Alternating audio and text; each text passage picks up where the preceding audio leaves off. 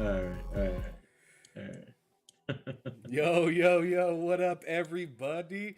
Welcome, ladies and gentlemen, to another fantastic episode of Behind Them Sticks with your boy Ham Solo.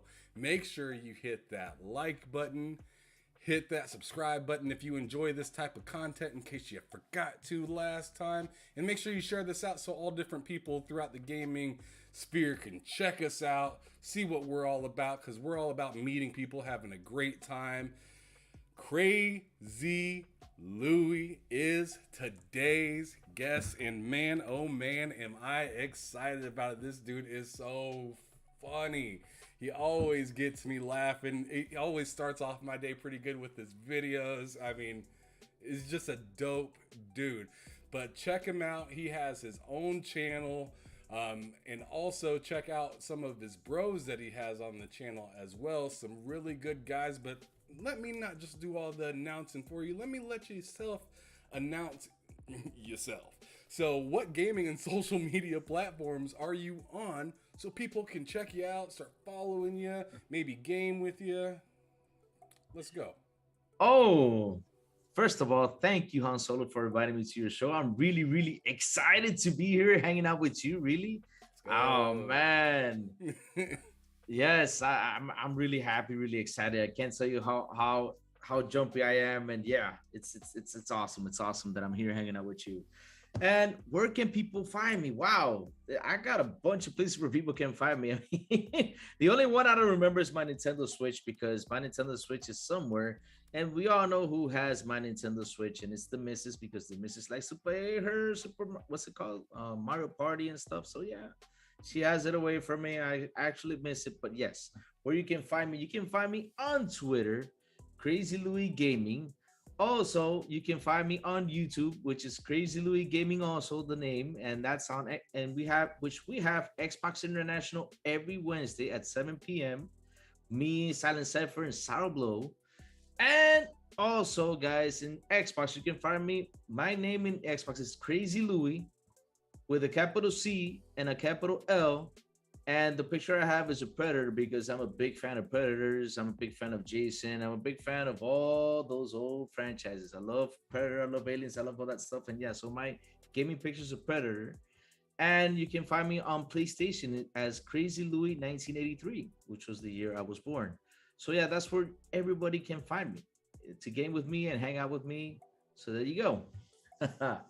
I tell you, bro, you got me real interested. I think it was this morning I turned on Twitter. Maybe it was the day before, but you had this Joker paint going on. Yeah. And I was just like, who the hell is he having on his show? This looks creepy. Keep the secret, of course, but I'm Yeah. just trying to say your marketing is dope. I like it. Keep going. Let's go. I like it a lot. Oh, thank you, thank But you. brother, I gotta ask you before we go into the main questions, like Oh. what draws you to do that kind of crazy content, like pow, like hit pow right in the kisser kind of stuff. You know, it's weird.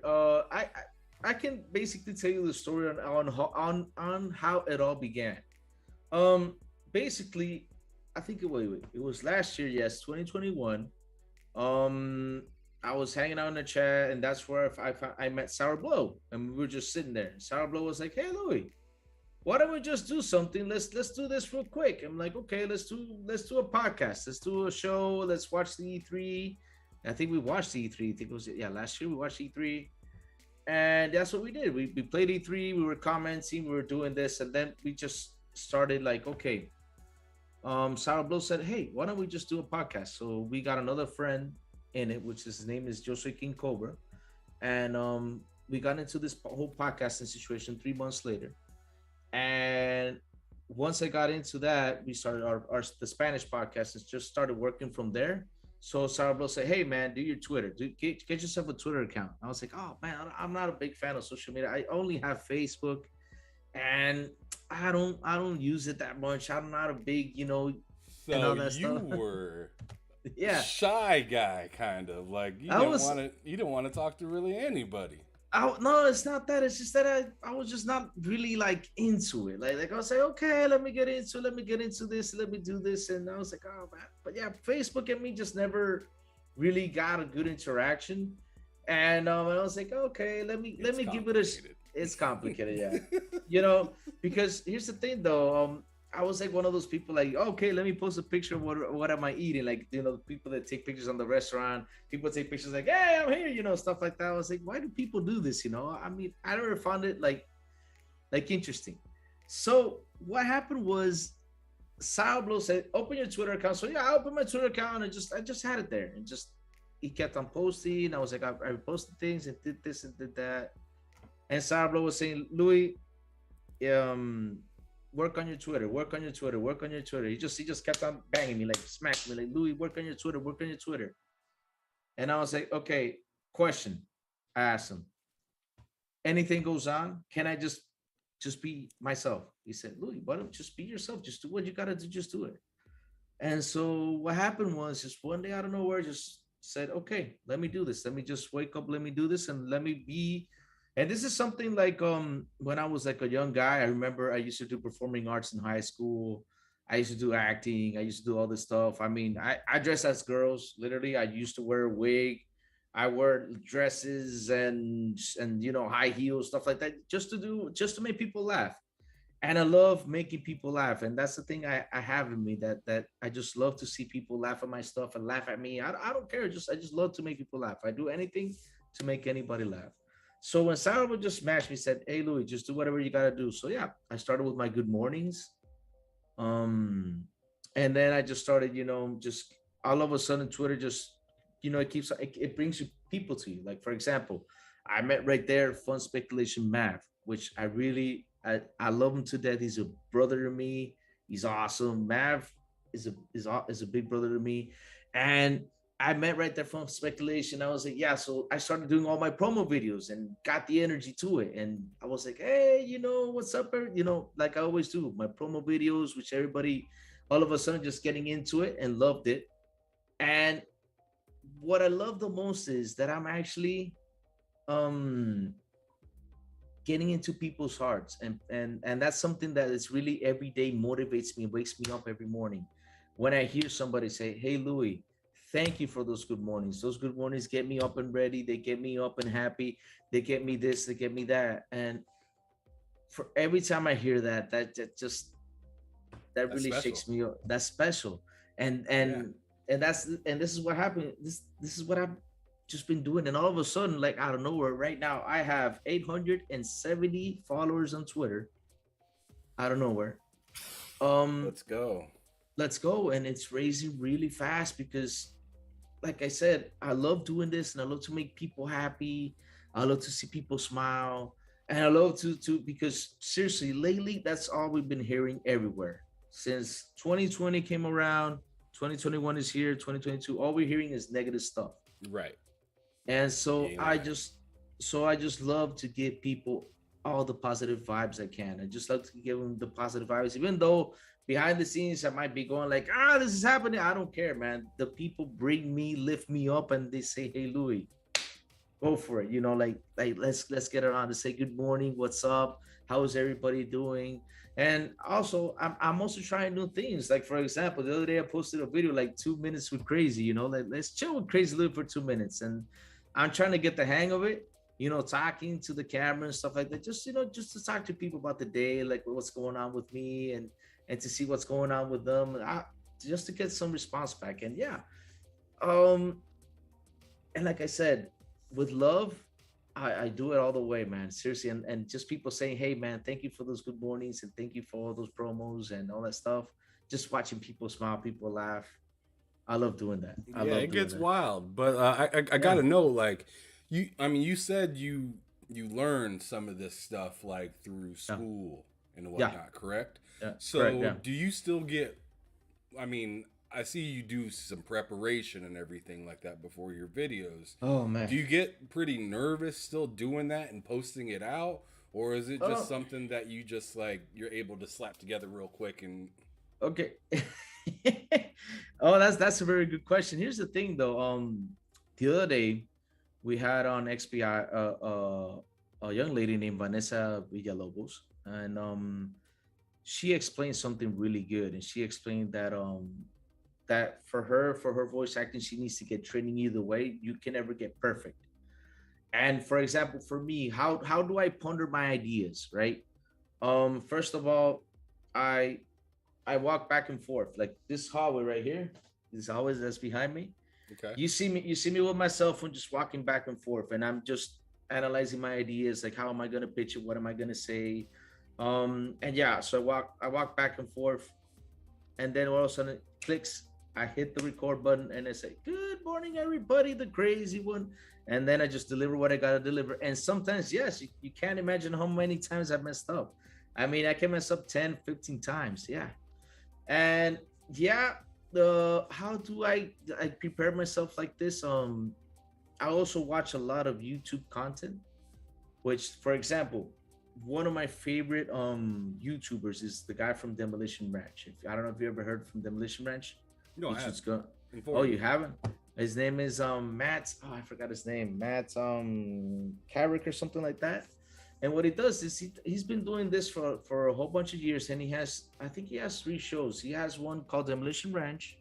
He has Off the Ranch, and he has another where he's a vet. I don't know if he's still doing his vet shows, but the most I see is his Off the Ranch and his Demolition Ranch. And just the things he does and the way he does things, I learn a lot from him.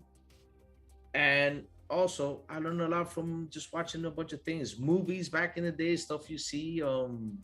Example, you saw the Joker, right? Like you saw the Joker face today. Um, Yeah, that was that good. that was good, huh? Oh, It looked a little mess. oh, It looked like you were just like, "Ugh," and all yeah, that stuff. Just put it on all yeah. extra, and you looked the part, and I felt the terror. And You felt it, sir? when that door started to close a little bit more, and you started to laugh, I was like, bro, like what the hell? But that like excited me. It made me curious. It made me think like, who the hell is he having on to do all of this? Like, what is going on? So like, so it's very intriguing, and all Yeah, I really got to say is just keep doing it, man. That's dope. Because you don't yeah, see that. You don't see that, and it's a different take than you yeah, usually get for like warm-ups for new shows and episodes and stuff like that. So it's very fresh. It's fun to watch, yeah. and and it does spark some sort of sense of what the hell is this dude Yeah, doing? yeah, why is he doing this? And I also have another one, but that's not gonna be posted up today. It's gonna be posted for another day. Just you just gotta watch for it. But yeah, um, like I said, it's all about fun, and I do it just because seriously for the love, and I just love receiving the people saying to me, "Hey, man, thank you so much for all those good morning videos and those promo videos, really." And yeah, I'm a guy with a lot of love. I seriously, I got a big heart for all that stuff, and every time I hear that, it just it gets me all motivated and all pumped up. Seriously, it does. It's awesome hearing that. Also, Good. and two big said his name is Matt Carricker. Yep, that's his name, Matt Carricker. That's the guy from Demolition Ranch. I'm a big fan of his. He's awesome. All I'm right, always so watching his videos. What? yeah, you're definitely gonna need to send me that information so I can check that out later. So Oh, definitely DM that to me. But before right. we move on, I'm just gonna shout out some folks in the chat, some people I Go see for it. quite often, and some some new people. So I'm really happy to see everybody. Silent Cipher, really good to see here. Sensei 808, Too Big, Matt Likes Games, Mr. Joanna Dark. Um, is that yeah, Atrocity Nights. Some really great people out here. Oh, Thank you for supporting. Thanks for coming out and watching the show. Me and Crazy appreciate it. Make sure y'all hit that like button and share it out for us. That'd be awesome. But anyways, so getting into the questions, the first one, I just got to know this, and I think this is obvious. Like, what are you playing right now? What's going on? Oh man, what am I playing right now? Well, besides changing my underwear lately because I've been playing Resident Evil 8. He said he got some dirty draws, Oh man, yes, man. man. Oh man. Because here's the thing though, Hertog Vin from Midweek Mix Up, he one day he was watching me playing Last of Us and he was just laughing his butt off because I That was dude's about, funny, man. yeah.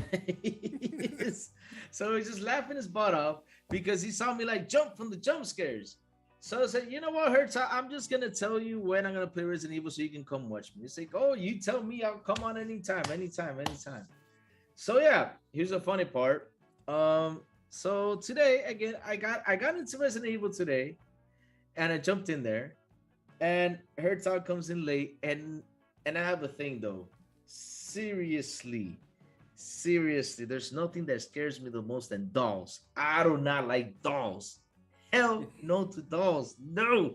I mean, I had a Chucky doll, but because I know what who Chucky was, and I was like, that's not gonna happen. Nobody's gonna transfer the soul to Chucky doll. I also have the little Puppet Master. You ever seen Puppet Master? Wow. So let me get this straight. Yeah. Let me rewind what you just said real quick. Yeah. Right.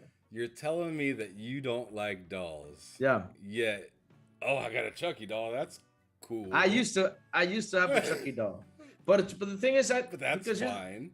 Yeah, but I mean dolls like girl dolls, little girl dolls. That's what I'm talking about. I just find that funny that Yeah. Chucky doesn't freak me out at all because I know that ain't real. But Exactly. Yeah. But Miss Malibu, Stacy over here is freaking me Yep. the hell out. Needs to quit looking at me like that. Like, Yes. what? Yes. So wait. So in this part, I just got to the part where there's this one of the lords in the Resident Evil 8 has a little doll.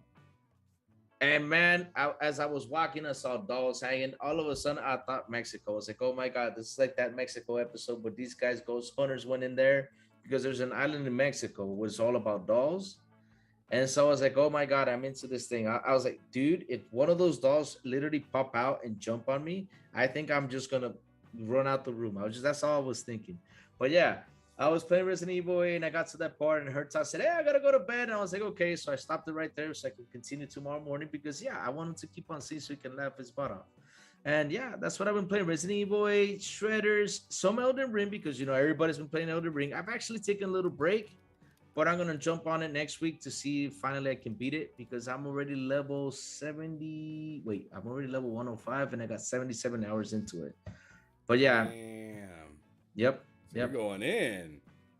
Yes, I'm going back to it again. I took a little break. Yeah. So that's what I've been playing lately. That's what's up, man. That's what's up. Yeah. So we were talking before the show, and you had let me know that early in your young history in gaming, you were big in the NES. That's right. Yeah, I mean, I started with Nintendo. I played Nintendo, and my first game was Super Mario with Duck Hunt because that's how it came. You had the Duck Hunt, and you had the little. My gun was gray. I don't know if you had the orange gun, but I had the gray gun. Yep. And man, shooting those ducks pissed me off, man. I could it got to a point where you just started shooting, and it could never hit the duck. And you even close the gun to the screen, like damn it, die, duck, and duck doesn't die. And that damn dog laughs at you. Yeah, and that damn dog laughs at you. Yep. But you got to tell me, what game was a challenge? One that just dog walked you all over the place, really frustrating. Like, because we all have those Nintendo games back in the day that really pushed our buttons to the point that, you're playing in the wired controller and you want to just throw that sucker, but you can't because it might throw the whole console off the top of the TV. Yeah. So what was the game for you that just pissed you off? But you still had to play. Wow, you still had to play. There was a bunch of them, man. There was a bunch of them. I mean, if we could, Nintendo was a very punishable console. I mean, and the thing is, back in the day, you did not know when the game was battle. What you did was you look at the what's it called? You look at the box, and you saw the picture. Like, hey, this looks real cool. Let me rent this. Let me get this. Let me play this. And let's have fun with it. Right. So, oh man, like for example, RoboCop was a big headache for me. You played the Teenage Mutant Ninja Turtles, the first one, right? Absolutely. You remember the sea part? Where you got to swim? Yes. Oh my God, that was so annoying. Oh man. Ninja Gaiden is another one. If you never play, did you play Ninja Gaiden? Lightly, not Lightly? like I played Turtles. So. Not like I played Turtles. Not Ninja Gaiden. Oh my God! Because here's the thing with Ninja Gaiden, though. Ninja Gaiden is the best game to get your sensors. There's any game that if you want to learn how to be fast and quick, you gotta play Ninja Gaiden. It's a high paced game. If you jump, you gotta hit slash right away. If you do this, you gotta move fast, and you gotta do a bunch of stuff in that game. Because if you go forward on the screen, and all of a sudden you went back, you hit forward again, the enemy revives again, it comes at you. So you gotta know how to time it. You gotta know how to attack well and stuff, because when they hit you, you get thrown back, like the Castlevania games when you got thrown back. Yeah, and that's how it was. Ninja Gaiden was another one. What else was all the hard game? Bad Dudes. Narc. Oh my God. Yes. Narc. That was another game which was annoying, because every time I got to the last boss, I just did not know what to do. I just kept on shooting. It's like, when is this guy gonna die? He just never died. Yeah. Never died. Yeah. That game got all of like 20 minutes of my time, because you gotta remember, I was young playing that stuff. So I'd turn it on and I'd be like, that's not the game. And I'd take it out, toss it, put it in a new one, and be like, all right, this is a little bit more comfortable. This is a little bit more cozy. Yeah. Because I was not a sweat when I was a kid when it came to games.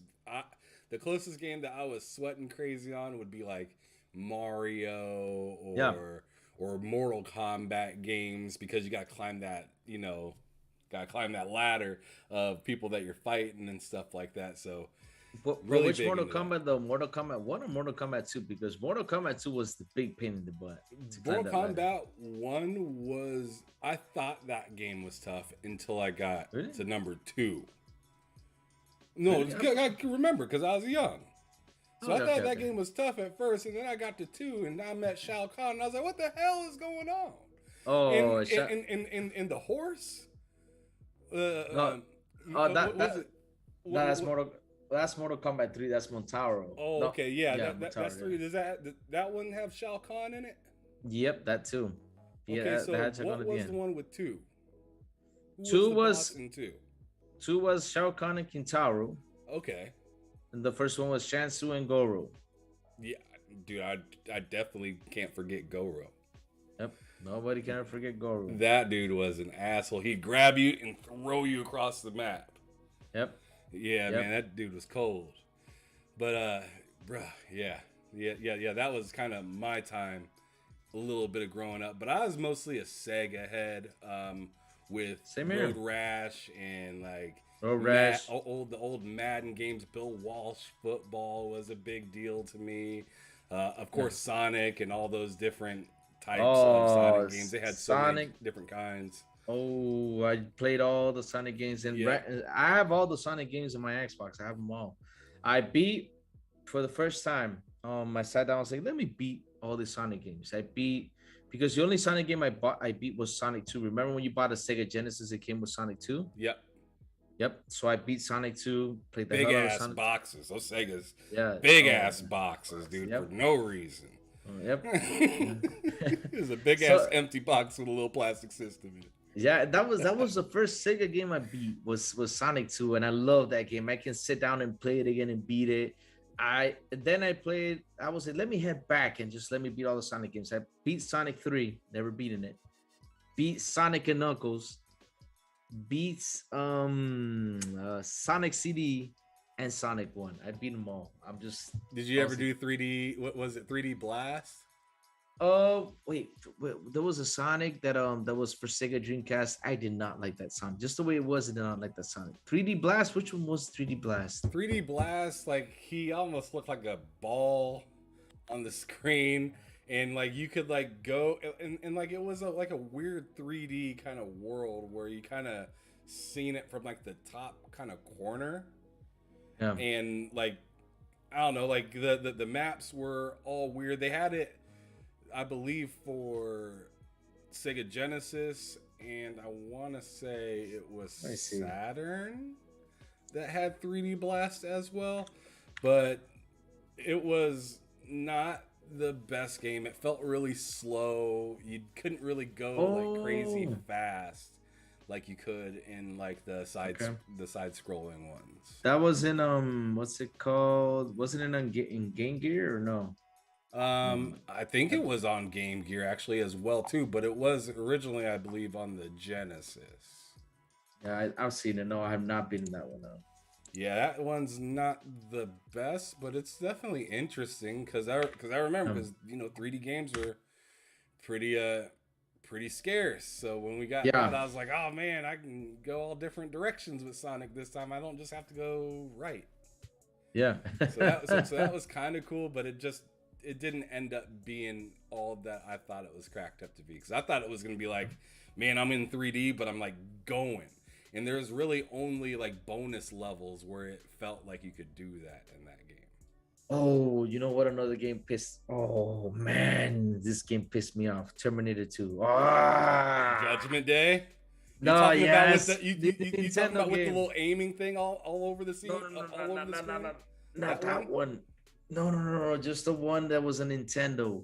Oh my god, that was such a horrible game. Oh my god, there was There this was one like a scene. point and click one that I thought that you were Yeah, talking about. that's the Terminator 2 arcade game. But then there was another Terminator 2 game, which was on Super Nintendo. And oh man, this is the company. Every time you see that logo, LJN. Oh man, they just always did the most horrible games. Oh Lord. He When said, you "I got saw, history with these yeah, games." no, sit, I'm not joking. LGN is the company that made, I don't know why, they had all the best titles. They had X-Men. They had and they actually did a good one, which was Maximum Carnage. You ever play Maximum Carnage? Some cards. Are you talking about the Spider-Man game? Spider-Man game. Yeah, I Yeah. own it.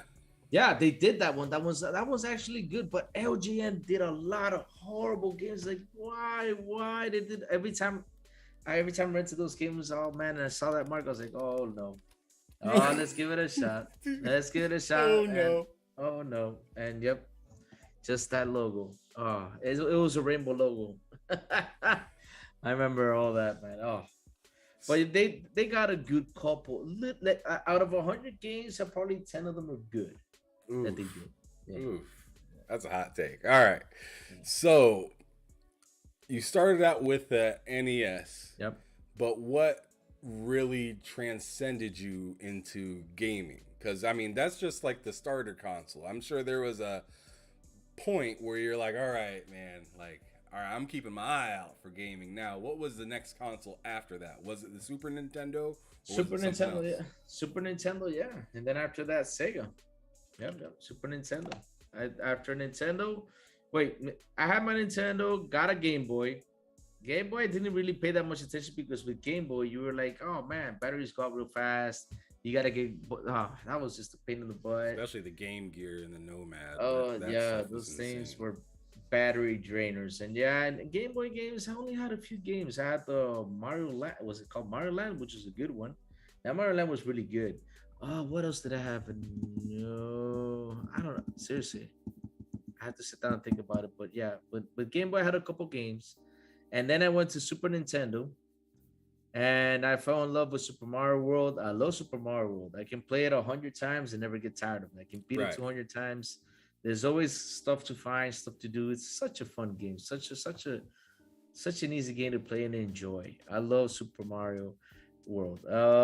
And then after that, I jumped to Sega Genesis, and also got the Sega CD, which I started. The Sega transformation. You started making it the Decepticon, where you put the Sega CD, the 32X, and then Yeah, yeah, I have it right back there.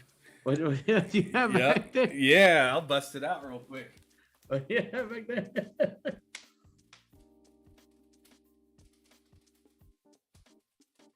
Oh man, no way. Sega CD 32X. I forgot what was the other one. There was like another one too that you got to put on top of it. But there was so many things you put on top of that. Oh, there it is. Yep, you got the console transform, and also the big. You remember the big heavy what's it called? The there it is. Yep, that's it. The transformation right there. Sega this CD. This is it right here.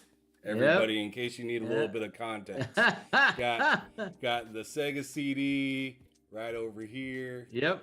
With the Genesis and then 32X on top. Yep. Oh man, That's gonna be a bitch to put back up there. Yep. but it is what it is, man.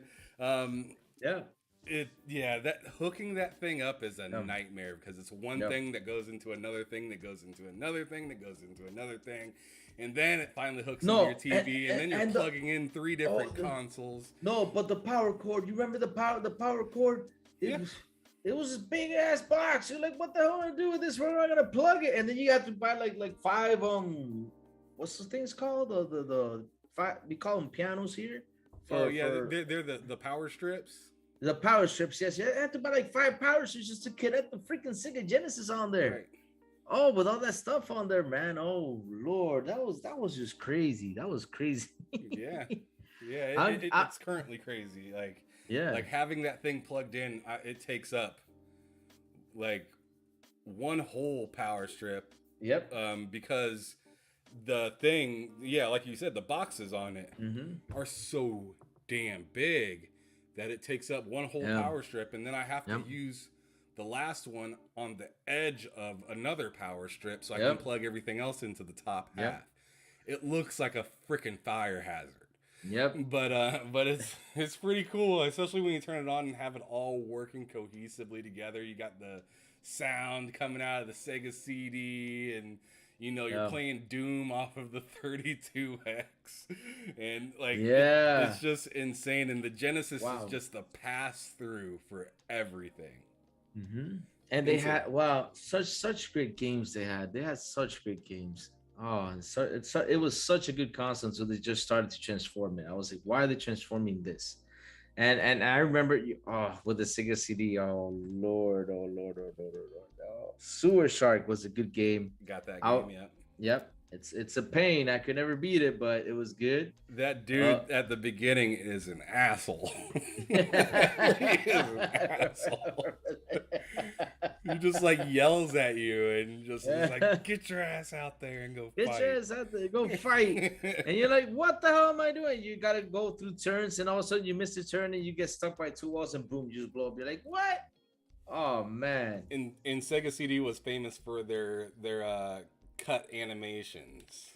Oh Lord. What was it? It was a really bad animation though.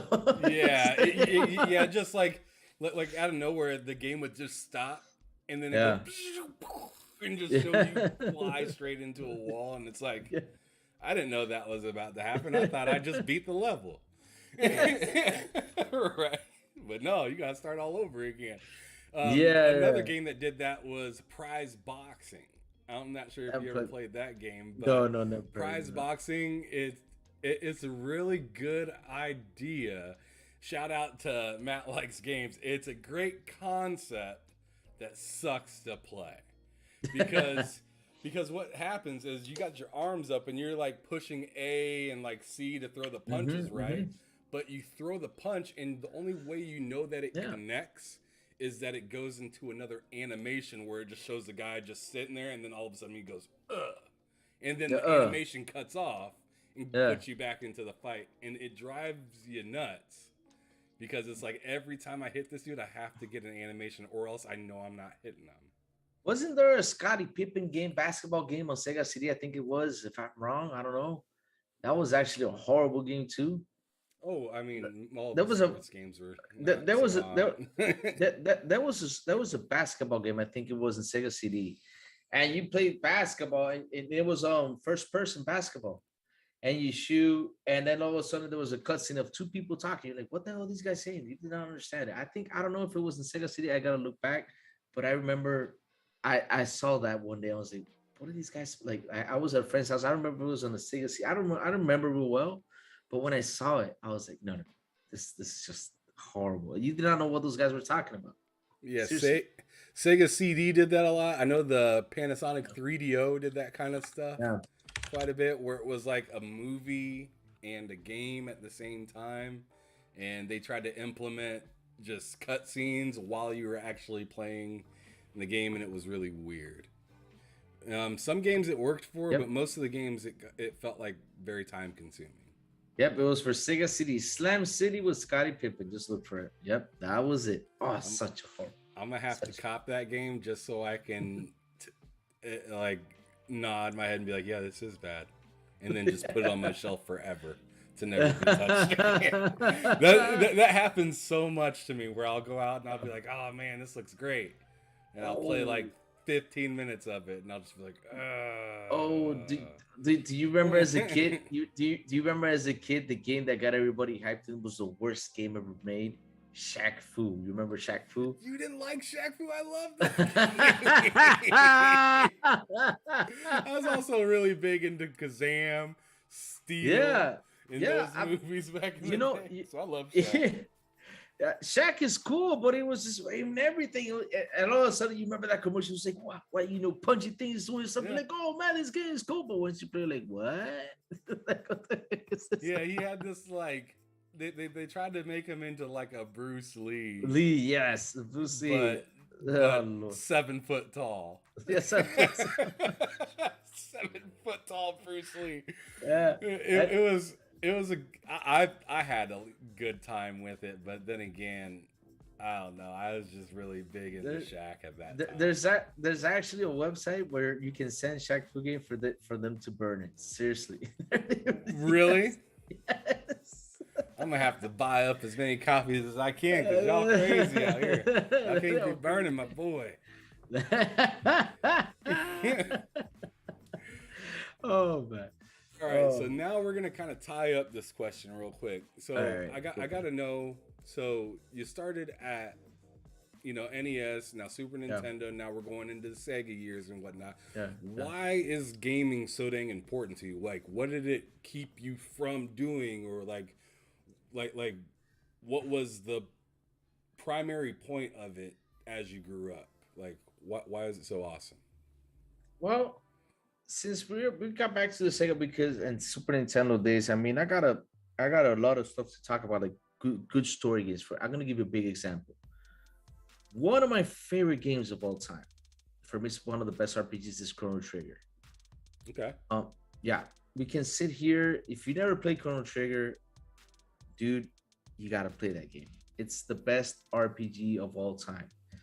When you play that game, you sit there and you just watch the whole story with Chrono, Marley, Luca, Robo, and all that stuff, and just how the game transitioned and the way it goes and everything.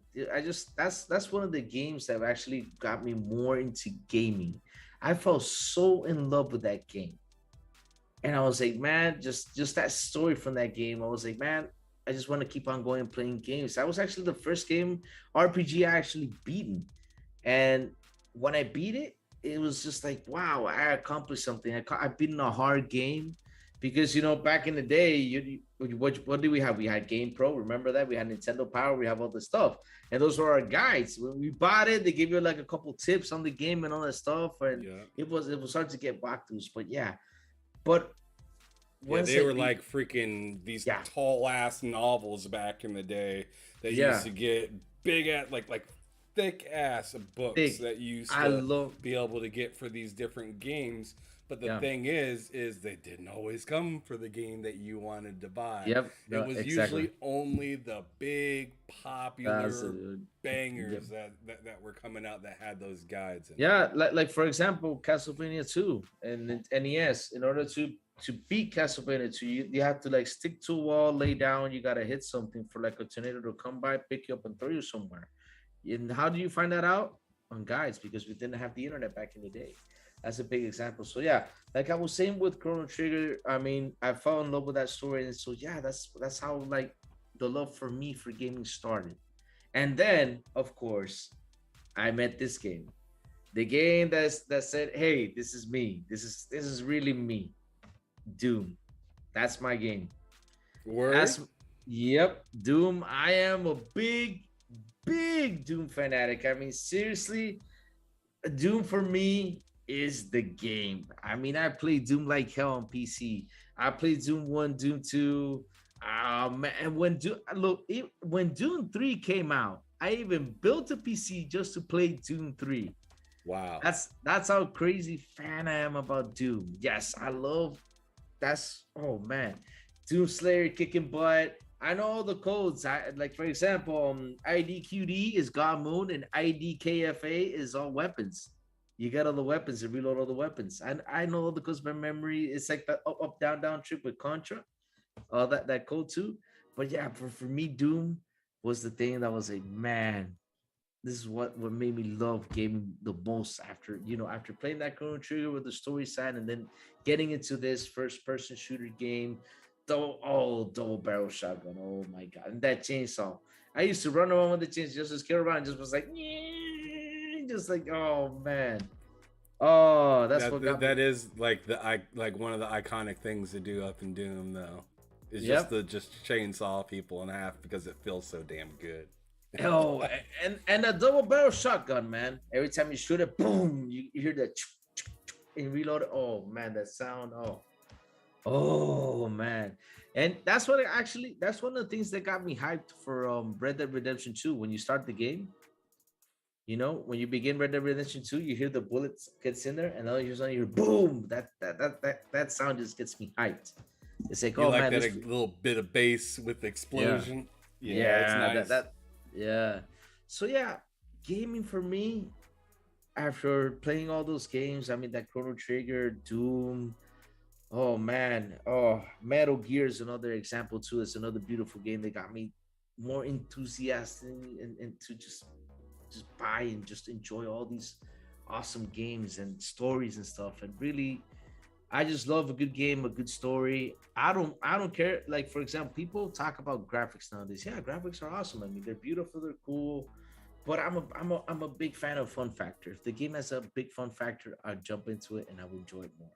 That's Right. that's how I yeah, that's how I am. Fun That's the factor. main reason that you came to play games in the first place. Like Yep. when Fun you first factor. played Mario and stuff like that, you weren't there Yeah. for the graphics.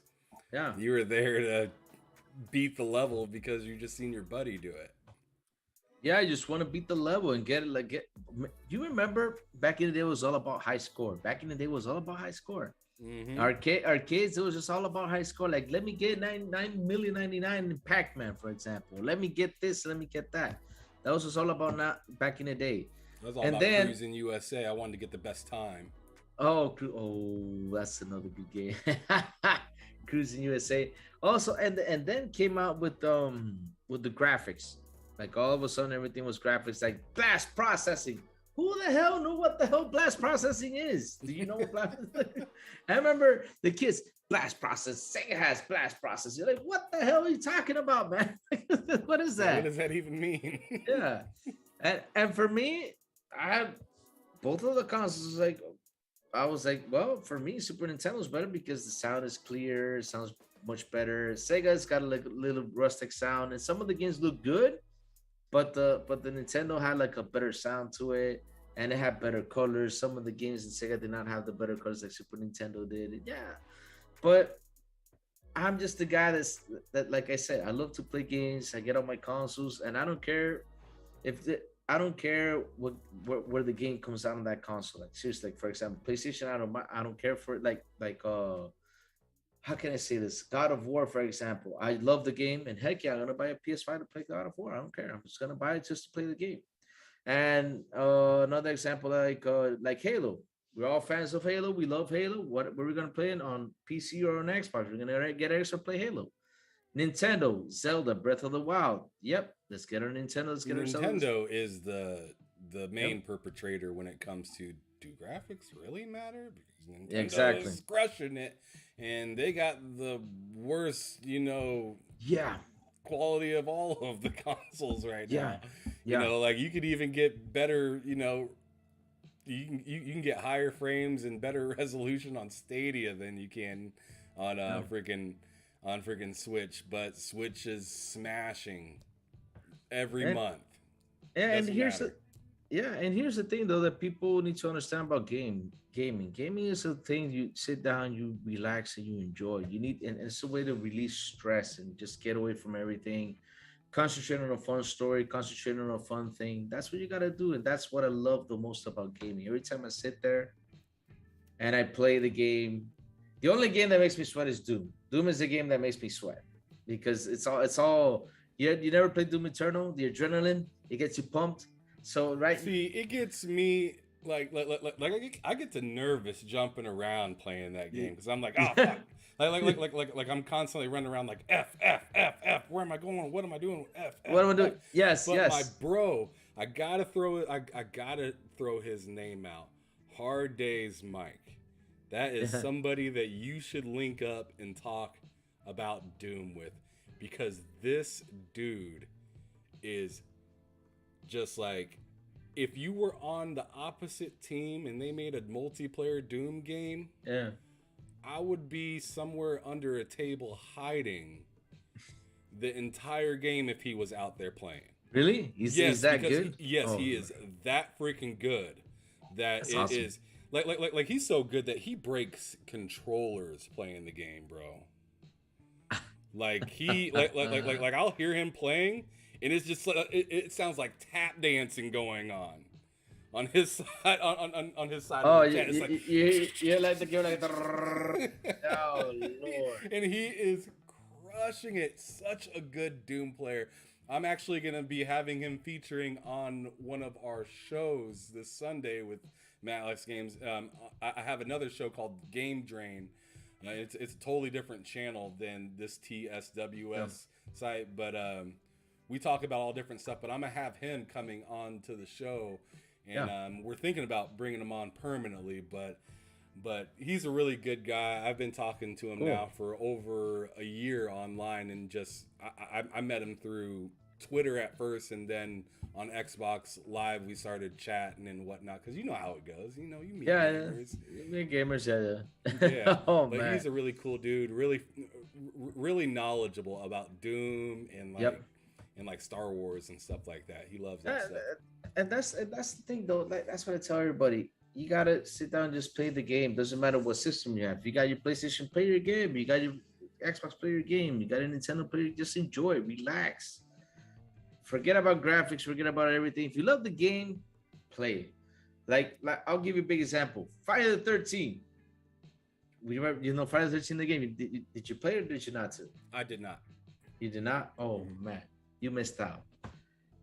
It got a bad review, but it's actually the one of the best games. I like it. It felt like a Friday the 13th game. You're in that game. Jason comes up. You're like run. Hide this and that.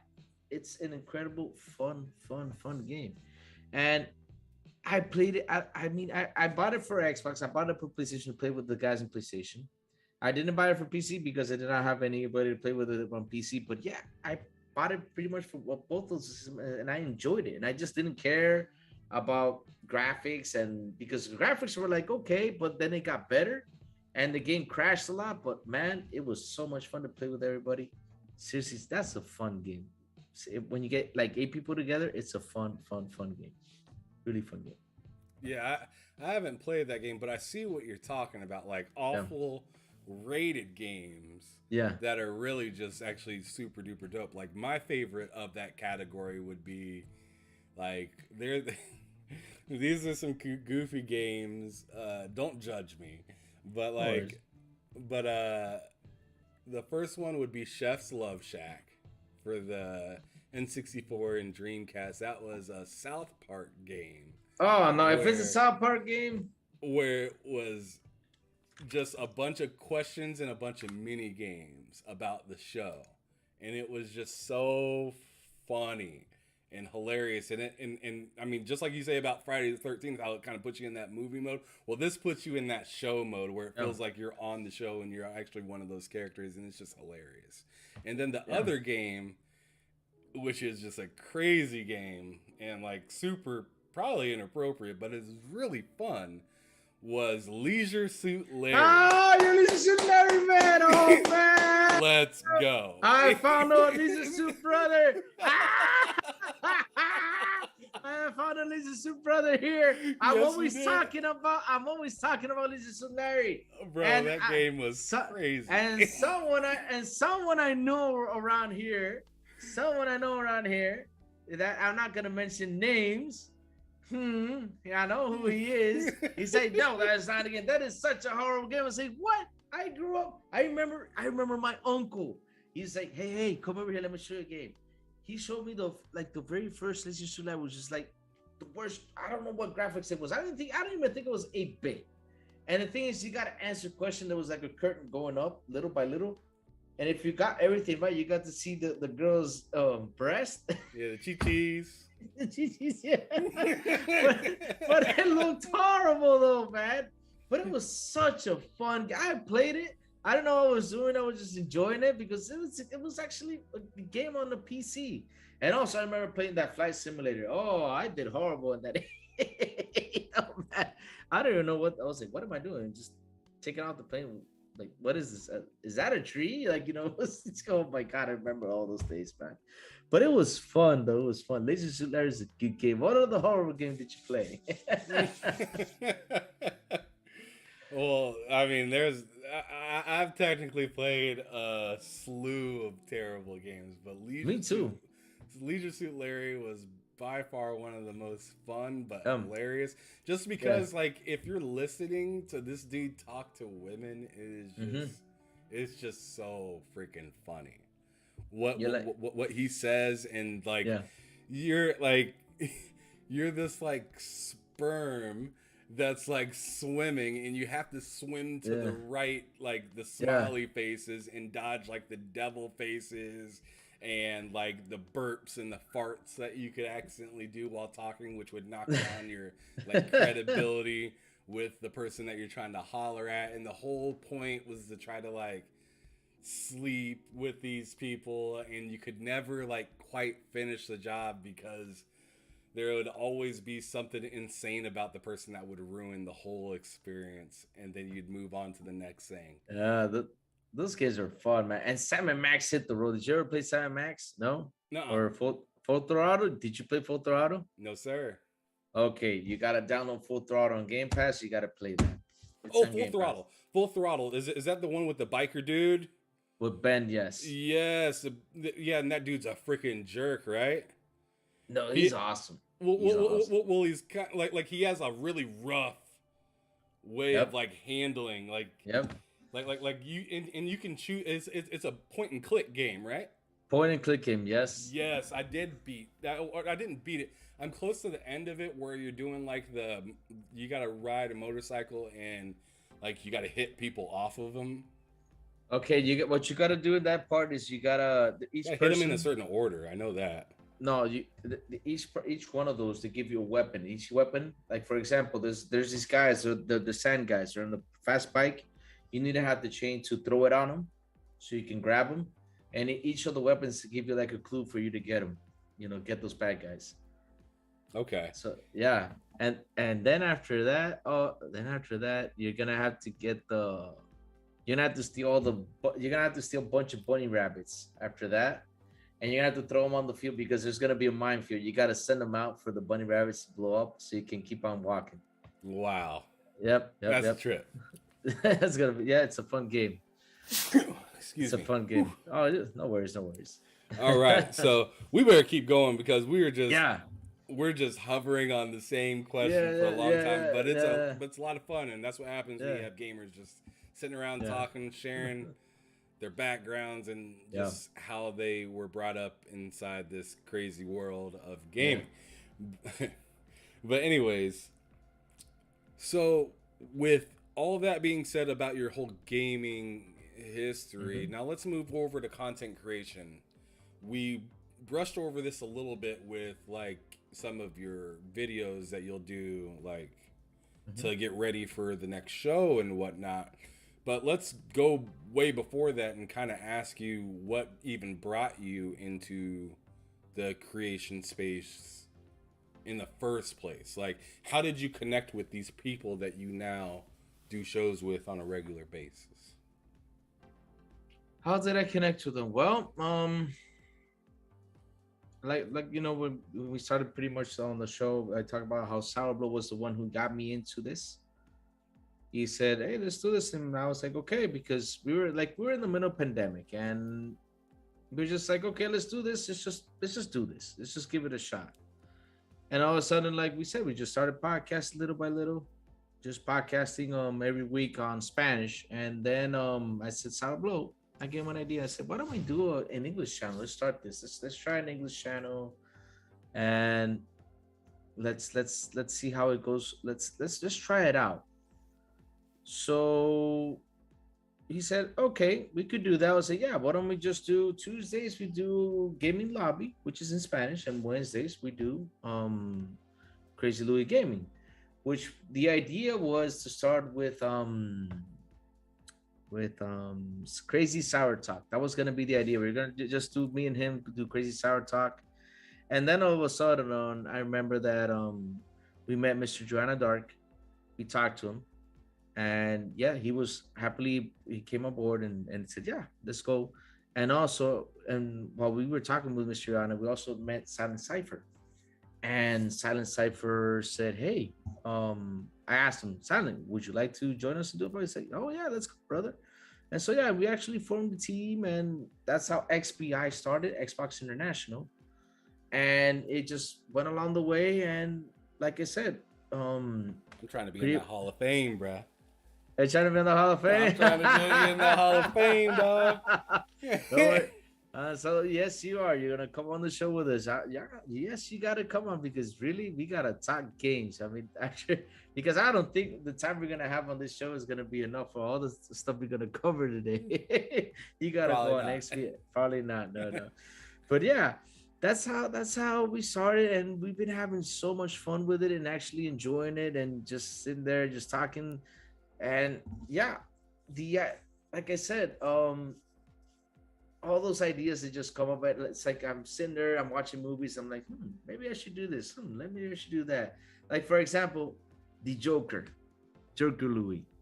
Oh man, that's actually one of the for me. It's a really easy role because another thing though, I watched a lot of wrestling when I was a little kid, and still I watch a lot of wrestling right now. I'm a big wrestling fan. For example, one of my biggest wrestling guys is Mick Foley. I love Mick Foley. You remember Mick Foley had three faces, right? Oh yeah, yeah. Dude, Love, Cactus He Jack, loves and Jack, Mankind. Mankind. So yeah, Mick Foley for me is a big example. Also, The Rock. Who does not love The Rock? I mean, how he all the energy, how he electrified everybody, brought the energy in and all that stuff. That's something He's one that's of the he's one of the few heels that you could actually go for back then, yep, because yep, like before it was like, they had The Rock looking cheesy before. Triple H, back when he was Hunter Hearst Helmsley, was really cheesy and yeah, everything like that. And then like I feel like Triple H and The Rock kind of changed the game to where it was like, man, like they're the heel, but you want to go for them because they're just so like enthusiastic yeah, and nuts, and like they're willing to do anything, and they will talk smack the yeah. entire time to you to let you know that you're gonna hold this L. Yep, yep, yep. That's how it is, and yeah, uh, wow. And when I was young, I was like, I don't know, I want to be a wrestler. I always told myself I want to be a wrestler, and that's how I get, part of my energy, part of my stuff, part of my creating ideas and stuff. So yeah, it's like I said, it's been a fun trip, and with all these guys and meeting new people, meeting, like for example, when I met Fun Speculation, I met Mav gave me a bunch of tips, which is pretty awesome. I really appreciate what Mav said. He's a really cool dude. um then after that, just kept on going. I went to oh man, I keep forgetting my Hawaiian Brothers talk show. That was actually a pretty cool show. Talk story. Talk Story podcast. Yes, I went on with them and just kept on going along the way. And all of a sudden, I don't know where, just went on Boom Show. I was like, whoa, I'm on Boom. Oh my God.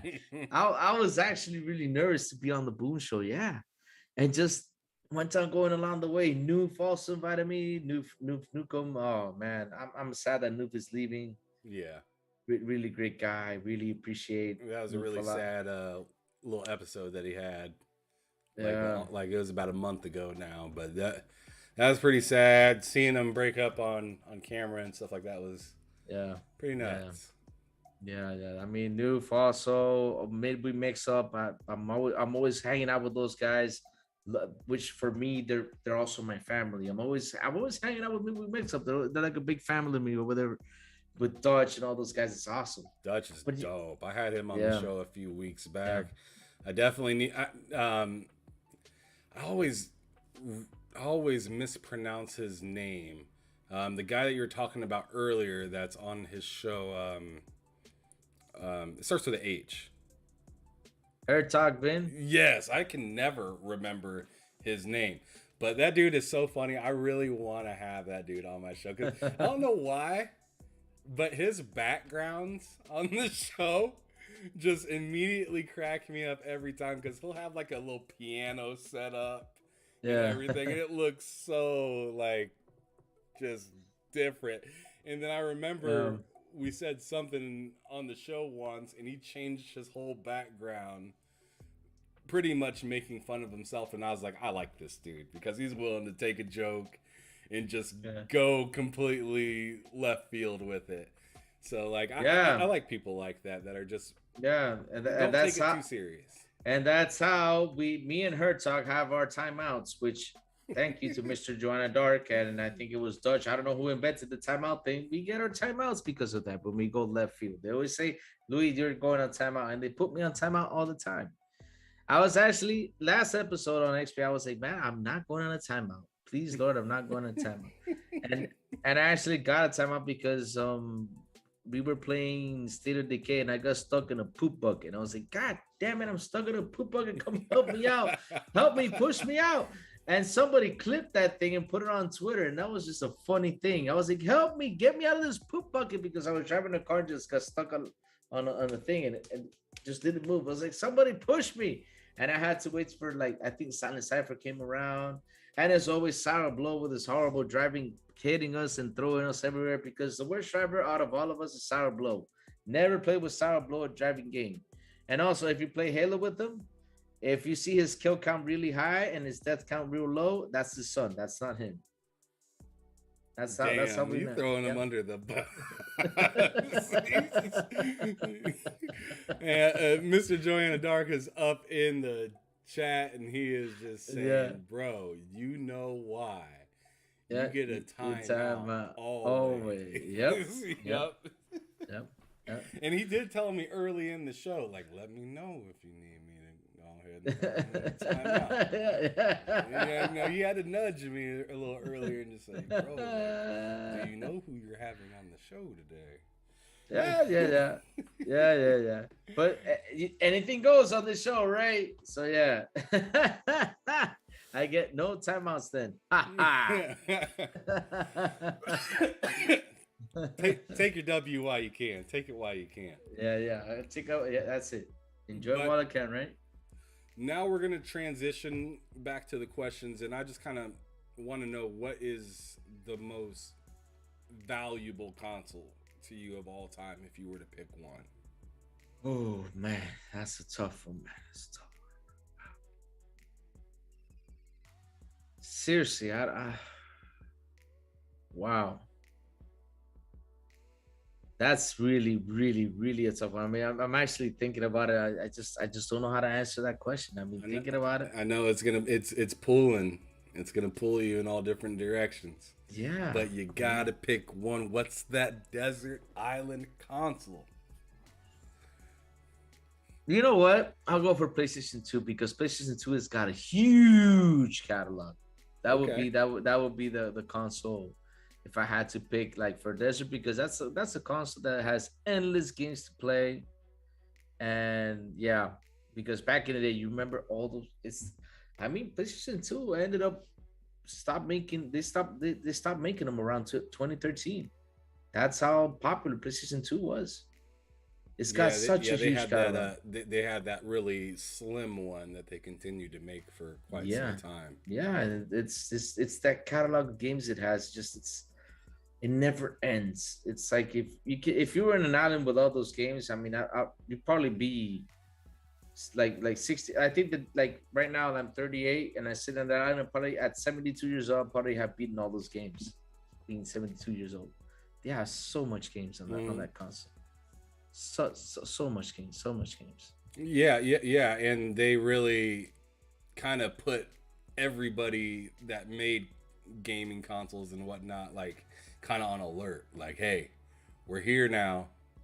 I know you enjoyed the PlayStation and we looked good then, but this is we're on a whole nother level now of trying to, I mean, kind of like what Microsoft said. They were trying to put the computer on your TV. It was like the focal point of the living room was the PlayStation 2, and they pretty much did it. I mean, Xbox came out, but they were already behind.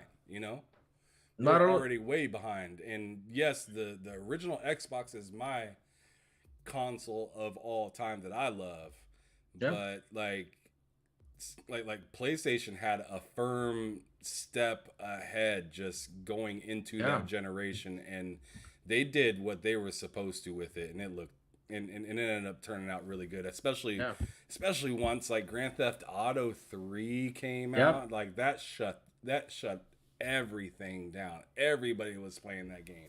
My god, that game was the Eminem to video games. games. Yes, it was. It was in the news. It was, people trying to sue him.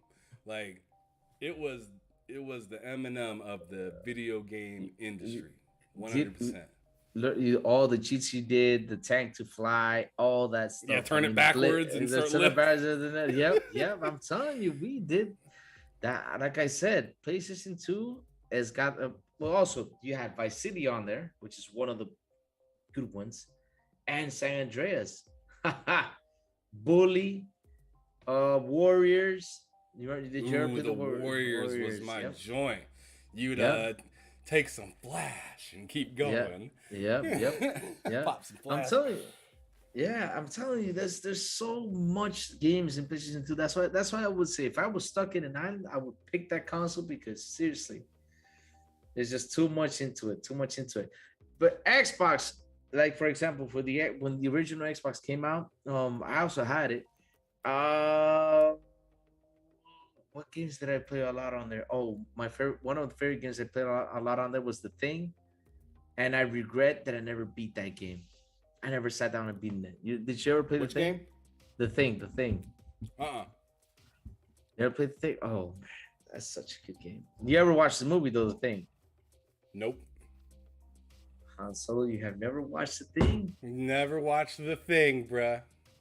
You need to sit down and watch John Carpenter's The Thing. Not the Wait. That's the same person that made that like conspiracy movie with I think it was Roddy Piper was in the movie.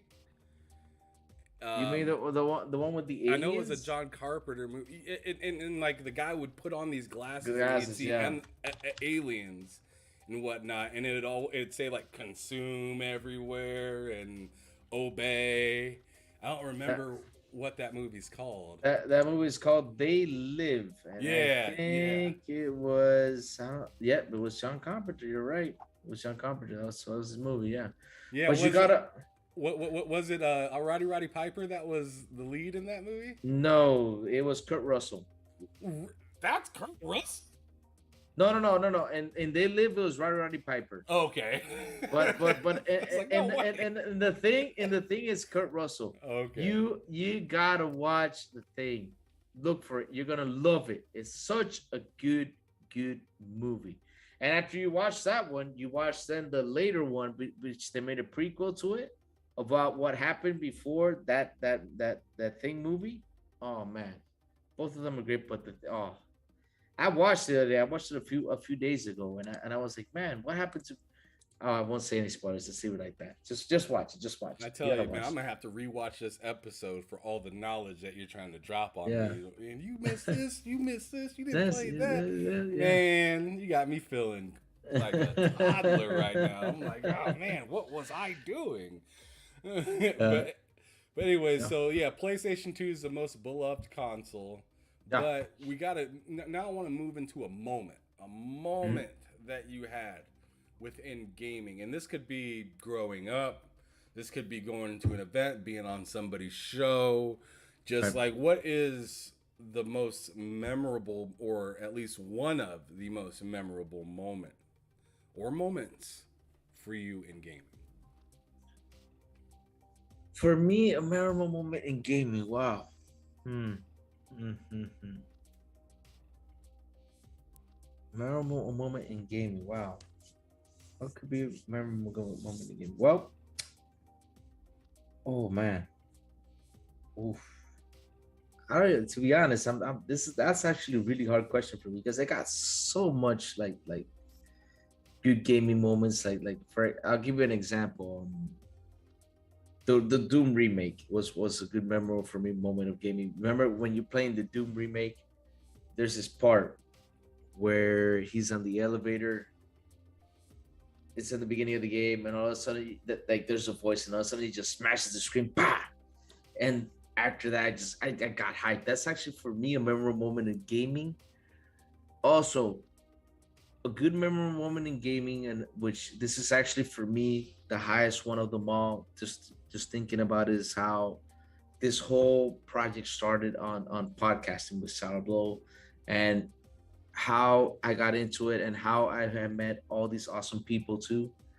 Um, and it's just the way it has how everything has been going, and just all the fun it has been, and that for me getting into this world right now. Like for example, I had never thought myself hanging out with you, for example. That's something I never thought about. This never would have happened if Sourbow didn't put me through this awesome journey. And Shout out Sour Blow. yeah, I gotta shout it out to him, man. Seriously, he's the one who got me into this, and I have met such wonderful, awesome, beautiful people, and I keep meeting all this awesome, beautiful, wonderful people, especially on Twitter. Keep meeting new people, new followers, new stuff, and I just love just talking to them, especially on my. But every time when I go on Xbox Live, if they're on there, they invite me. I'll go talk to them, hang out. For example, I sometimes hang out with John TJ, help him out with games.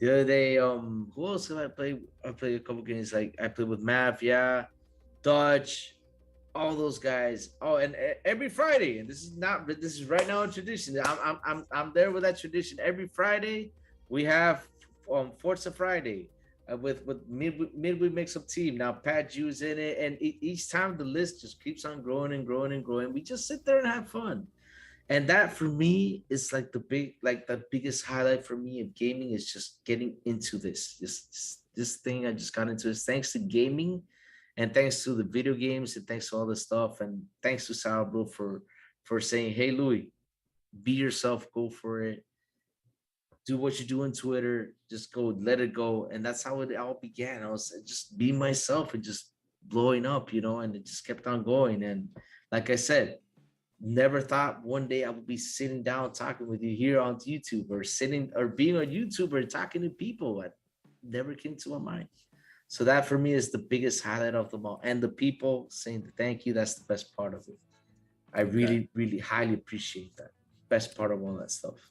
I tell you what, crazy. Like, But, a lot of people look at Twitter and yeah, they will, or like several people will complain about Twitter, like, oh man, like this place is awful. Like, what are you doing on here? And I'm sitting there like, what are you using it for? Because you ain't using it for the same thing that I'm using it for. I'm using it to meet people, have a yeah, good time, have a good engaging conversation yeah, about different video games, different perceptions. I'm not looking to agree with everybody on there.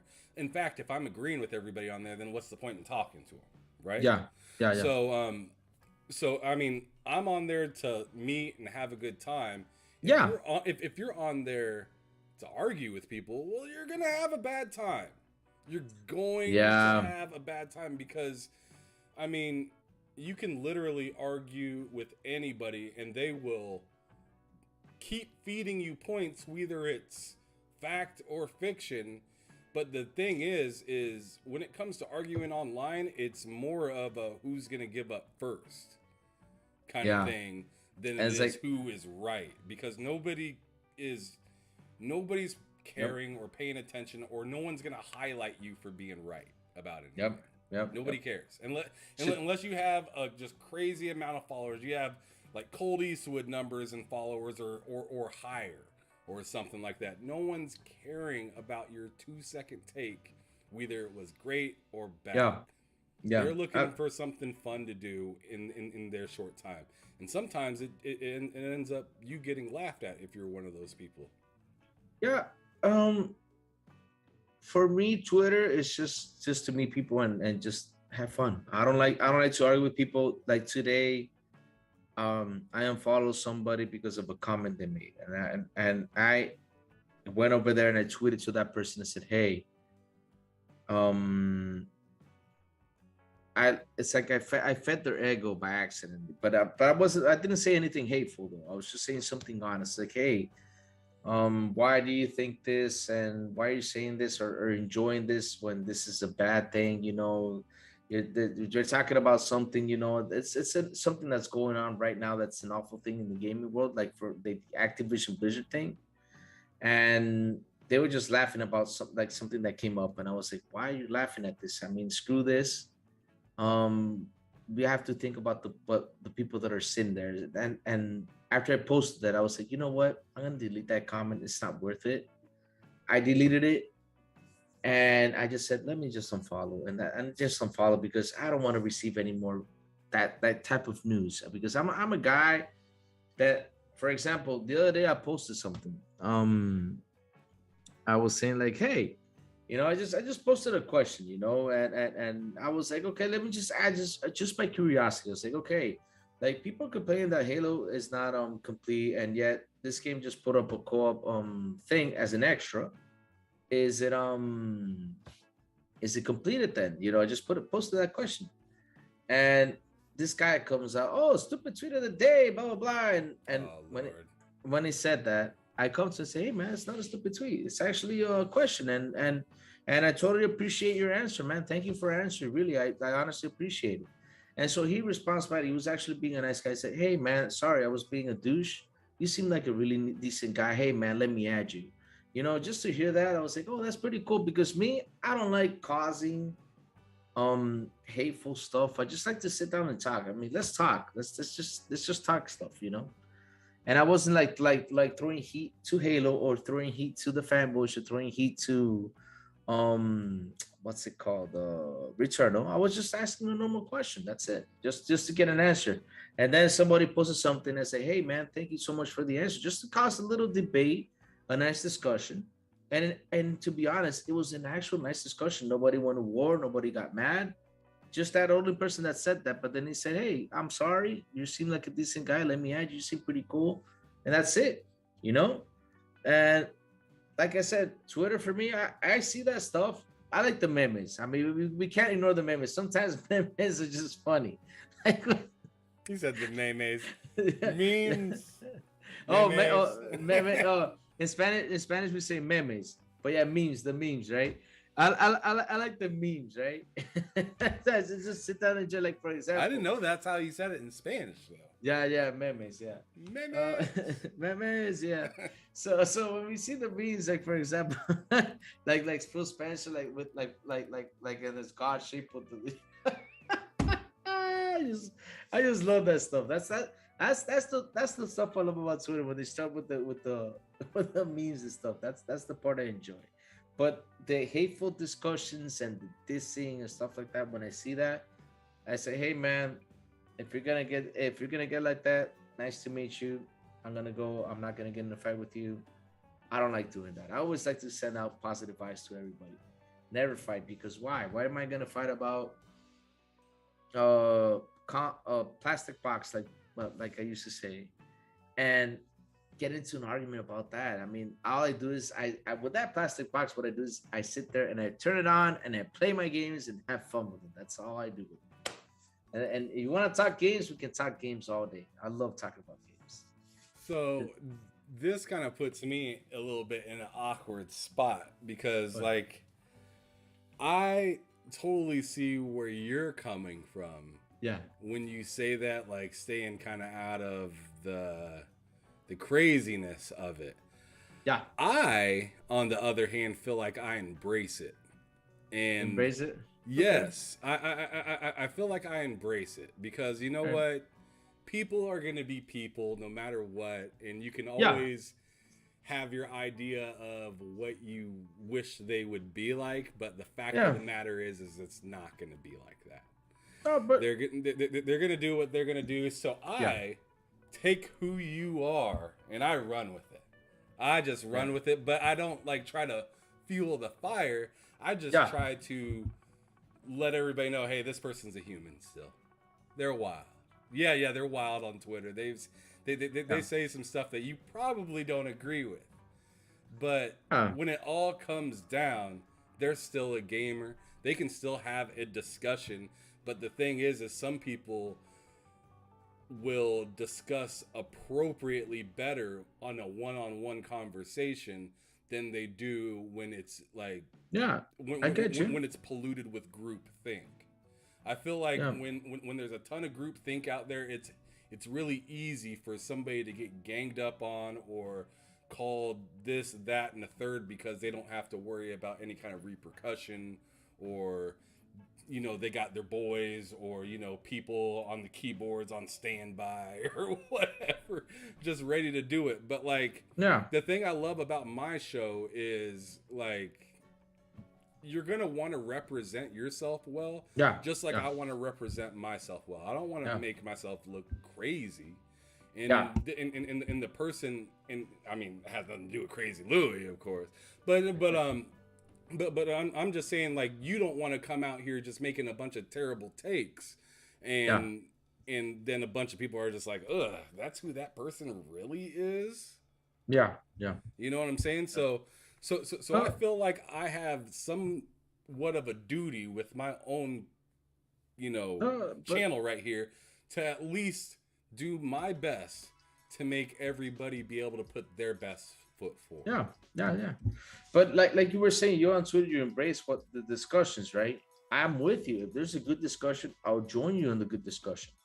But when we get to the dissing part, like for example, they say, hey, you stupid a-hole or stuff like that. What do you, that's where I pick up myself and say, hey man, nice to meet you. Have a good day.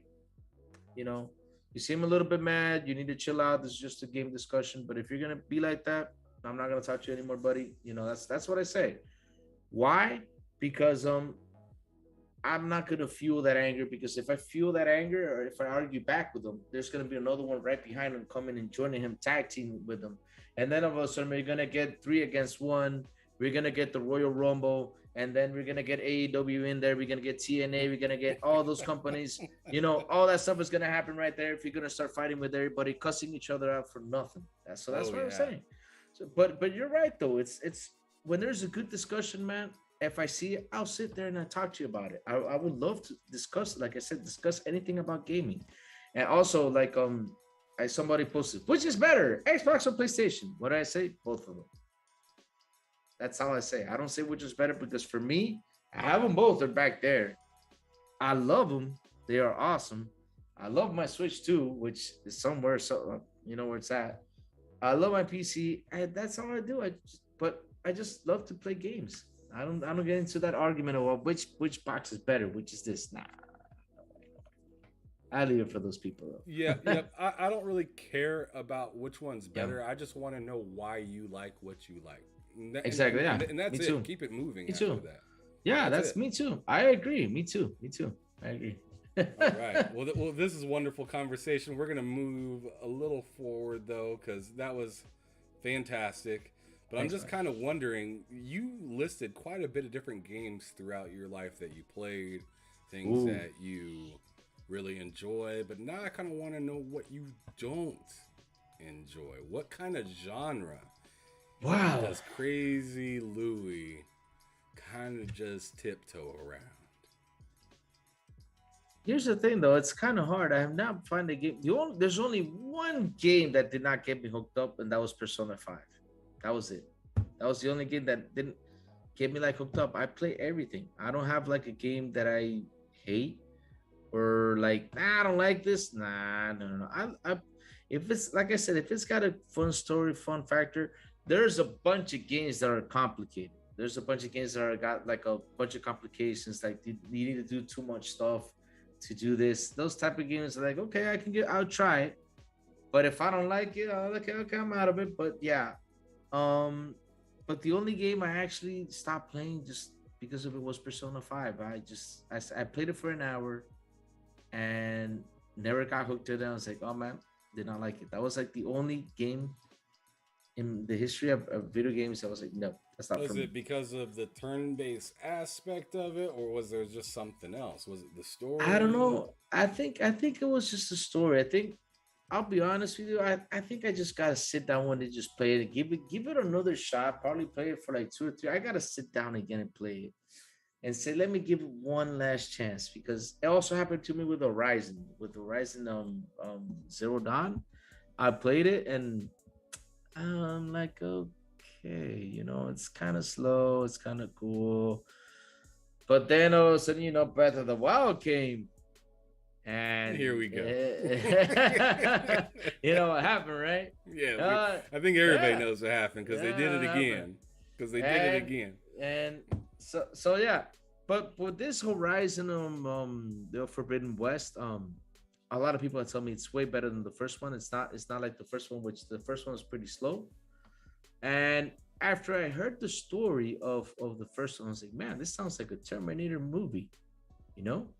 This Horizon Zero Dawn sounds like a Terminator movie because you got this person who's trying to be like a computer thing or something. And yeah, so I was like, now I'm more intrigued after I heard over like the after I heard the what is it after I heard the story of the first one, I said, now I want to try it. So I got into Horizon Forbidden West, played it, and I was like, hey, I'm enjoying this. But then what happened? Elden Ring came along, and you know what happened there right there? I was like, yeah.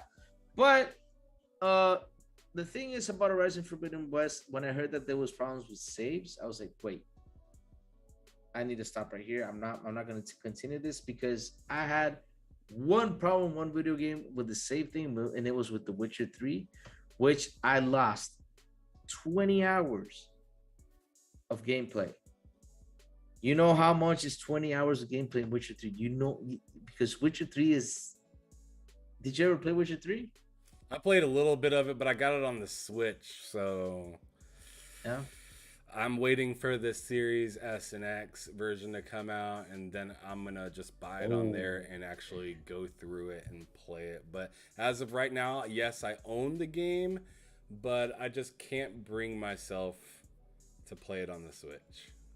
that's okay. I get you. But hey, man, when you play it, ah, it's such a good game. But when you, like I said, I lost 20 hours on Witcher 3 because of a problem with save, and then I said, hey, games with problem with saves, I'm not gonna play them. I'm just gonna wait till they fix them.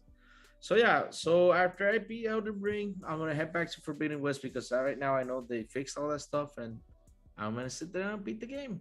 I'm gonna beat the game, and then go to Dying Light 2 because I'm also big sucker for zombie games. That's actually a Man, fun game. Dying Light 2 is a fantastic game. The Yep. only thing I don't like about it is having to remake weapons. I hate that concept in most games that have it. Like, Yeah, it, get you. it literally made me stop playing Breath of the Wild, and I started playing Immortals Phoenix Rising. Because I am that guy. What's up, Fun Speculation? Thanks for coming out. I am that guy that actually believes Phoenix Yeah, Rising is a better game. And I don't yeah, care what anybody tells me because I don't have to run around figuring out what weapon I'm gonna use. I just find a dope ass weapon and then I don't have to switch it until I find another dope one. And there's just so many different attacks that you can do, so many different things that you yeah, can level up. yeah. The story is goofy and funny, and it's really light, but it kind of carries you through it because I mean Yeah. the dialogue is really well in that You game. know, Really fun game though. oh yeah, you know they should have something that you should repair it. That's what they gotta have. Like you go in there and repair it because Diablo has the same thing. You got the weapons, but you can have a chance to repair them and repair your armor stuff like that. Repair them, and like you said, you find something new, you just switch it. That's I agree, totally agree with you. I hate playing games like that. So yeah, when that's why I'm a big looter in those games. So I try to loot everything I can and make the most of the weapons I can. So you just have them there, just Yeah, in so, case. so so they're just there, and like Yeah. because there's a point in Dying Light where I thought I didn't have any more weapons. I was like, man, I just used everything that I got, and then I hit a folder and noticed that there is just a big old file of different things that I looted. I had like 20, 30 different weapons. I was like, okay, let's go. Okay, And I let's was able to go. like piece and make some stuff together. But on the other hand, I was like, Oh, man, like I'll never be able to, or like it's not that I won't ever, but like man, it's gonna be so hard for me to find the type of weapon that I just used because that was my favorite weapon and it's gone now. yeah. I know. So I yeah, coming get you. back to I that is get you. frustrating for sure. Yeah, that is frustrating. I totally agree with you, man. Totally agree with you. So going back a year to 2021, I All right. want you to tell me 3 games that came out that year that you enjoyed, and I want you to tell me the one game that was the best of the best for that year. 2021. Oh man. Yes, Wow, what sir. game? Now I have to sit down and think real hard. Well, I can go off the top of my head and just list a ton of them. Oh man. Wow. Let me check something real quick. Psychonauts 2, Scarlet Nexus, what's it called? Mm, Outriders, Deathloop, Guardians of the Galaxy, Halo, Forza. yeah, Halo is one of them. Halo is one of them. Because I mean that Halo multiplayer once it launched, I was like, wait, this is different. And I was like, wow. I fell in love with Halo again. Really, I really fell in love with Halo. Another good game, which I was actually really impressed when that was that Forza Horizon. I now know that Forza Horizon was like, damn, it actually really impressed me. And last but not least, a game that really opened my mouth, and I was like, whoa, this actually but it did not come in 2021. I think no, it came out in 2020. So yeah, I can't mention it though. So I'm gonna leave that one back. I was gonna say Demon Souls, but yeah. Oh man. One more, 3 games. Oh man, one more. Oh, Flight Simulator on those consoles, man. That's funny. That's what's showing on the screen Yeah, right Flight now. Simulator. Flight Sim. Yeah, Flight Sim. Yes, when I saw that Flight Sim on these consoles running, because I put Flight Sim on my PC, and let me tell you something though, it warms up my feet. I just gotta put my feet next to the PC and warms it up because the graphic card He'd be just gets a running it. yes, it gets a pounding. Seriously, it gets a bad pounding. But when you run down those consoles, like, whoa, I was actually impressed on Yeah. how the console managed that game. Really, I was seriously impressed by it. Yeah. It's Yep. incredible to me that they got that game on the cloud now. Yes. So you can play that game just on the go, wherever. Yes.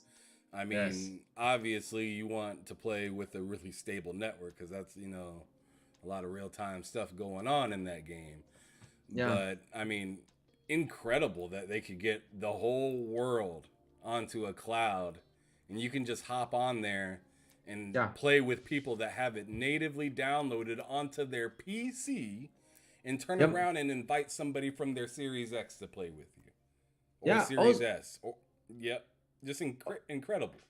Yeah. Also, Far Cry was also a good game. Far Cry was Ooh, a yes. fun game. I just did Let not them like know. the. I did not like the ending. I was pissed off with the ending. The end. I think They could you have are done. in the same boat as many others, including Yep. myself. The ending pissed me off. Me Like off. like, like, Yep. like it was a jaw dropping ending and not in a good way. Like, It was more yeah, like, really?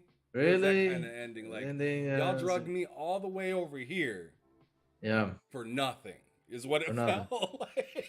Yes, because I was like, seriously, just let the dude die. That's it. What?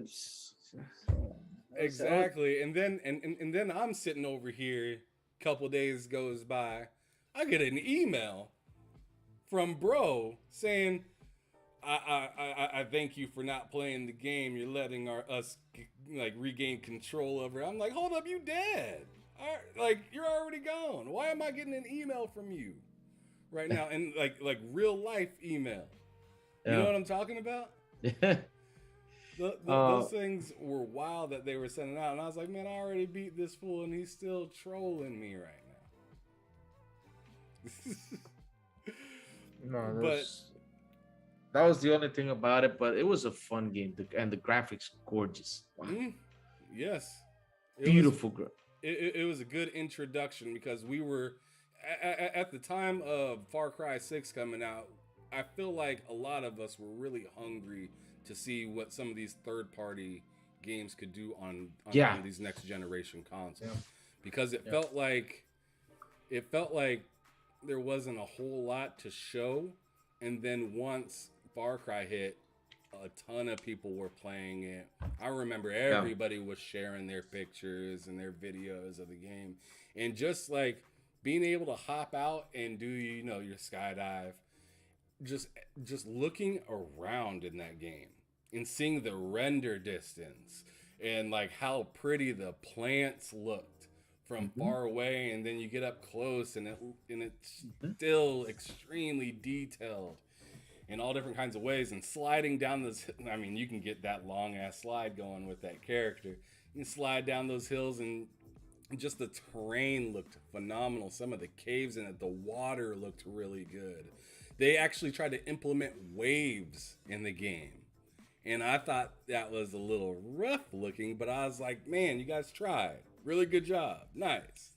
Thanks for giving me that. So I was really happy with that game for sure. Yeah, yeah, it was a fun game. Yeah, that actually, and I was thinking about heading back and doing the side missions that were on it, but I'm thinking about it because after I saw that ending, I was like, yeah, is it worth it? You know, Yeah, I yeah, feel like yeah, they need to bring out like a DLC to give me another ending, because that yeah, wasn't good enough. yes, yes, yes, yes, yes. That for me, it hurt. It broke my heart. Really, I was expecting like a big fight, like something huge, and I was like, no. Yeah, and it was, yeah. Anyways, Yeah, yeah. do you happen to have a favorite studio that you love? And if you Oh, do, please give me the game that represents that studio the best. easy. ID software, Doom. Oh man, you came out with the double barrel quick. Yeah, Boom. Doom. Yeah, I mean, like I said, for me, that's my game. That's my game. I mean, the music, everything, the adrenaline. Like for example, this Doom Eternal, I felt like it was a Dark Souls. Oh my god, it's so hard. It's so hard. Like I said, I mean, it's a game. I mean, I have a friend, and we were talking about it. He said, "Well, wear your gym shorts and wear what's it called?" He said, "Wear your gym shorts and wear a sleeveless shirt because you're gonna do some sweat." And I was like, "Nah, stop messing, dude. My hands were all sweaty. My pits all sweaty. I was actually sweating because." It's a game where you just can't stop. You stress, you start stressing because you got to keep on running, keep on running, keep on running, keep on running. And when you see the horn, dude, that's the most annoying one with the shield and this double barrel. Oh my god! Now they added something like they added stars when you shoot him. They added like some stars on him. But man, before that, he did not have those stars, and you just had to guess when you hit him. He just kept. Oh my god, that was horrible, horrible, I'm horrible, telling horrible. you, you need to link up with my bro Hard Days Mike with Yeah. that, because he plays that game to relax. And Oh, I'm just like, how? How do you play that to relax? Like, he'll be playing like Halo with us, or Yeah. he'll be playing a different game with us, and he's like, "Oh, you guys, I need to go relax," and Doom pops up on his Yeah. screen, and I'm just like, "Bro, how are you relaxing playing that game? That's like the most stressed that I could possibly be is throwing on Doom, and you're just like kicking back." Because it gets you Doom is a game that gets you to work on your, what's it called, on your agility, right? If you're like, for example, I quit playing multiplayer Halo for a while, and I was actually doing a lot of kills. Why was I doing a lot of kills? Because I was playing Doom. And so before I jumped onto Halo, so yeah, Doom helps you be really agile in that game. It helps you really like get the agility to quick think. Like, yeah, let me quick think, let me quick shoot, let me quick do this.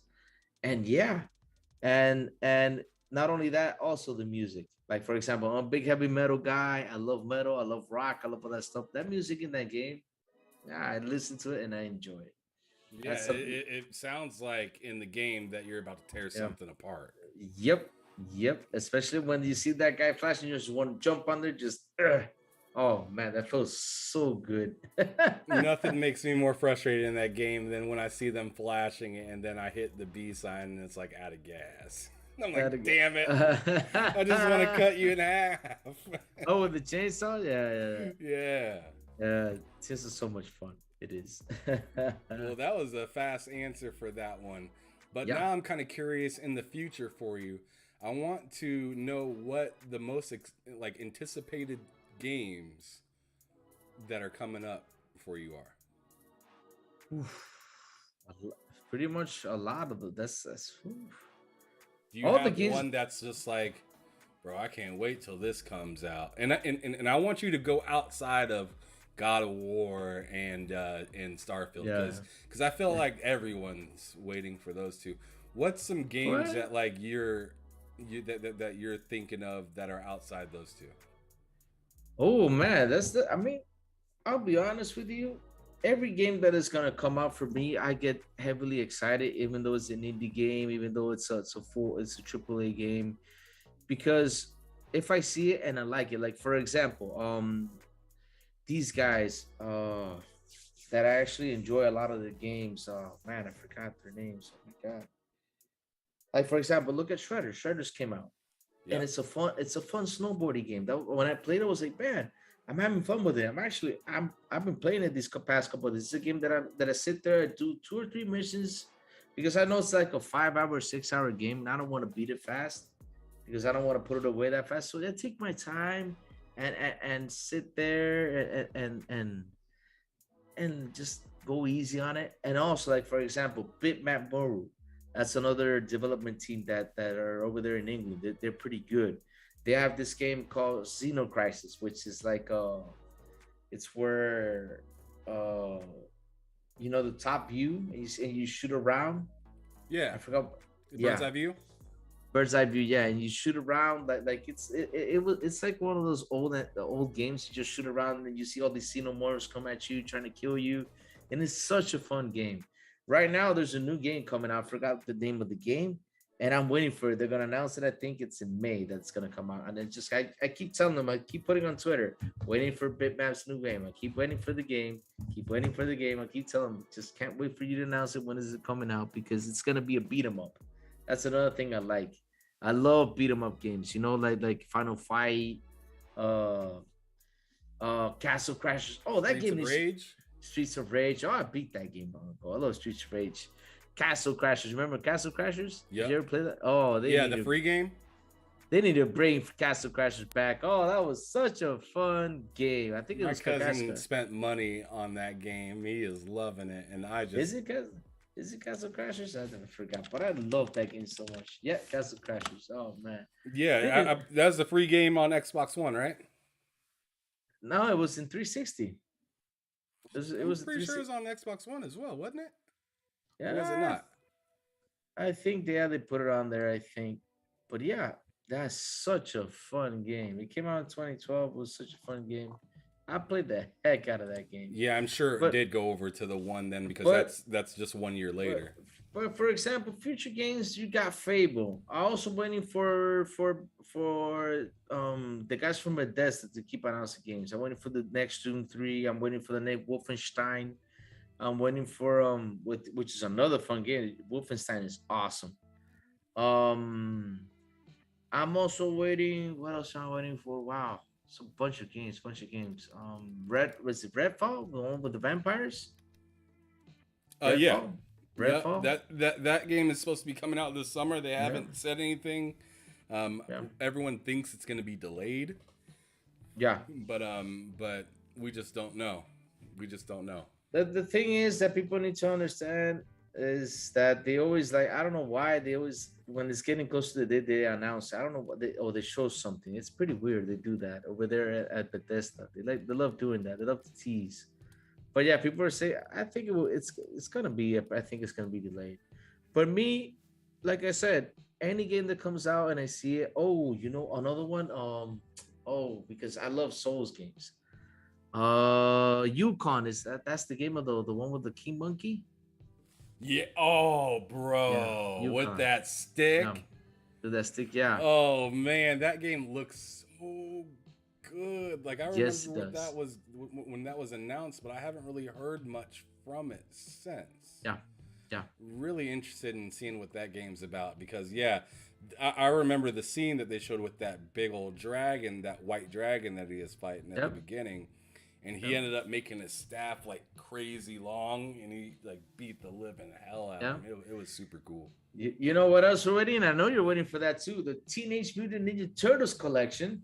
That's got me hyped. Also, the Shredder's Revenge game. I cannot wait for them to put a date on that. I can't wait to play that game. Man, Teenage Mutant Ninja Turtles new game, Shredder's Revenge. Oh man, it's gonna be so much fun. And like I said, everything they announce, if I get excited about, of course, I'm gonna buy it, I'm gonna enjoy it, I'm gonna play it because really that's my thing. I play games. I just love it to death. Games for me are the best. And yeah, Starfield, people are waiting for it because since there's been Skyrim all this time, Skyrim's been going on Generations.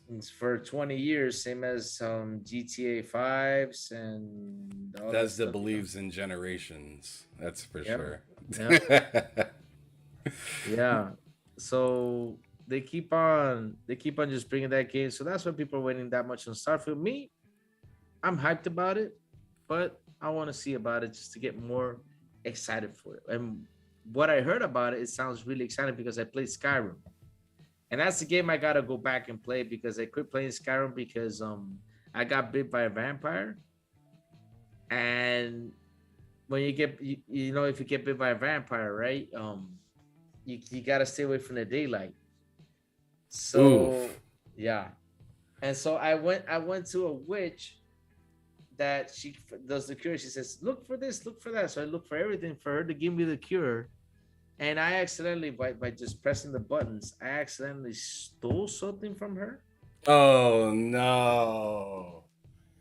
So she got beef now. She's got beef. And yep, the witch came at me and I accidentally killed her and I did not get the cure. And I said, you know what?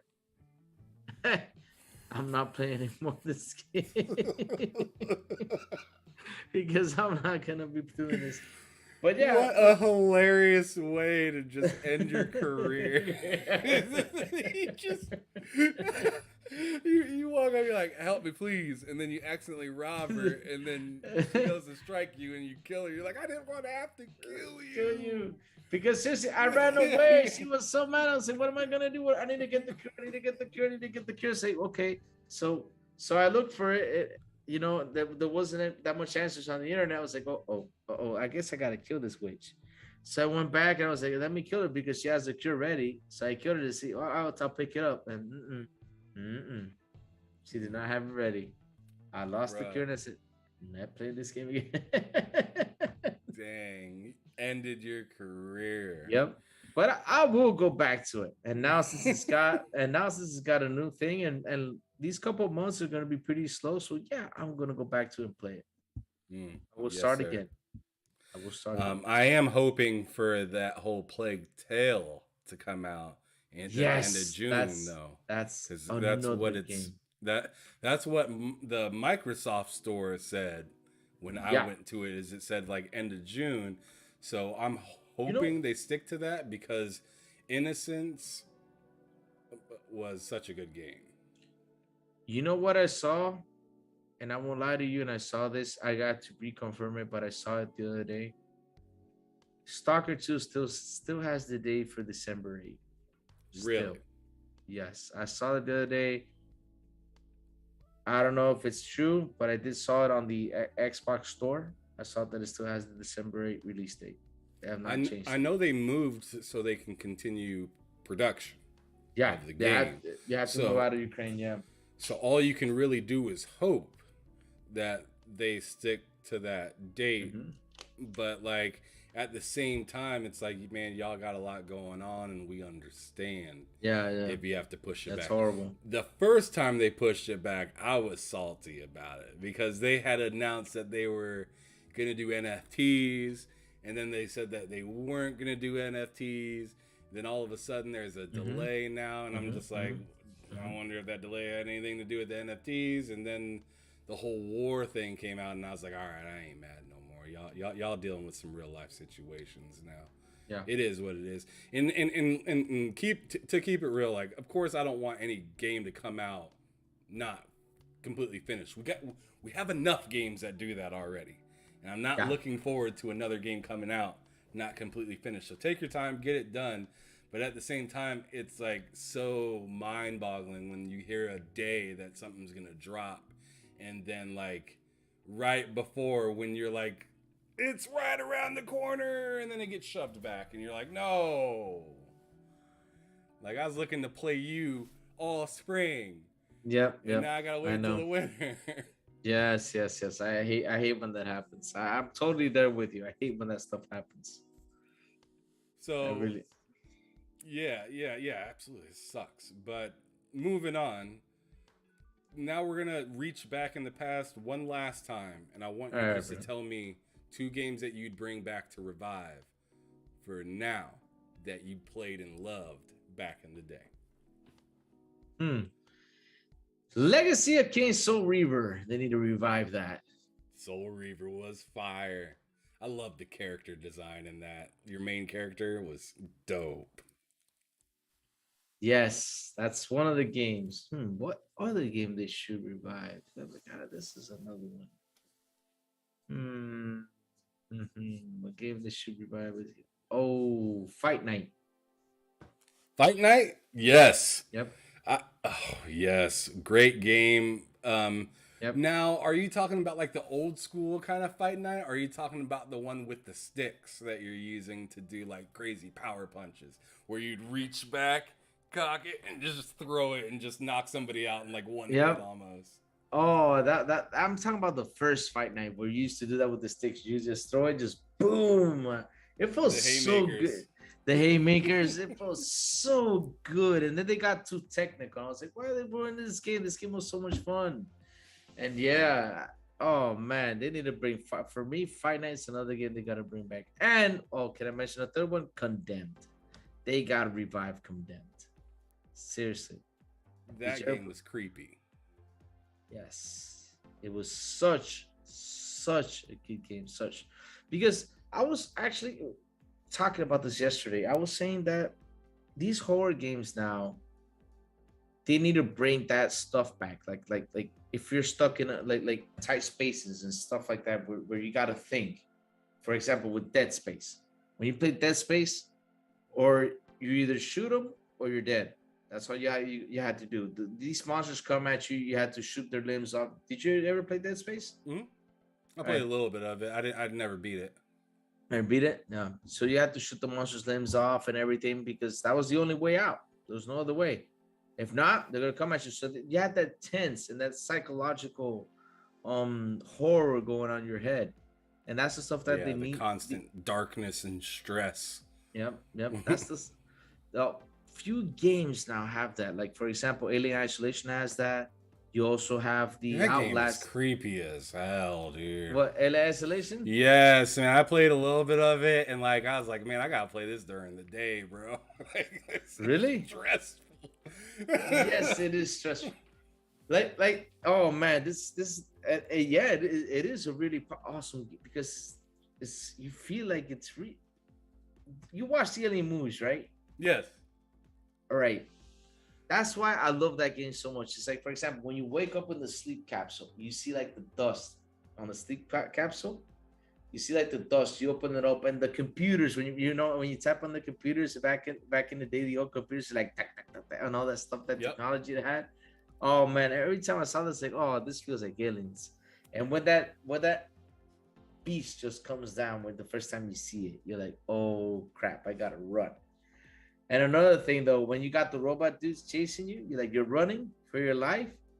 All of a sudden, like if you did not look up, there's a hole on top. You're like running away from the robot guys. All of a sudden, you see this thing just drop in, boom, and grab you and kill you. You're like, what? That's the stuff I miss about horror games. And yeah, That's why I gotta play that kind of stuff during the day. I've never been a horror buff, so like during the night, it's just too stressful for me to want to play those games because I'm like getting ready to relax to try to go to bed, and I ain't trying to think about that. I ain't trying to, bro. I can't do it.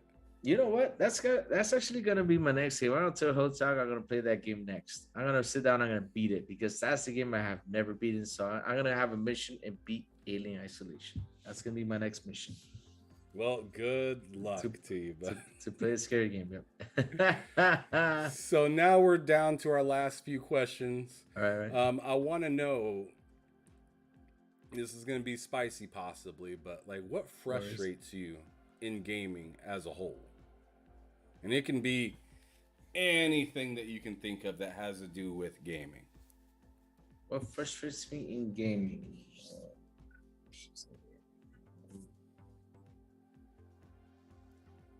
Oh, the trailers. That's okay. What about trailers? Okay, I'll give you an example. Let's go back with Division. When you first saw the Division trailer, 2014, you saw that trailer. Did you ever see that trailer? I don't remember it. Oh man, that trailer. When I saw that game, I was like, "This is what I'm gonna play. I'm gonna play games like this in this generation."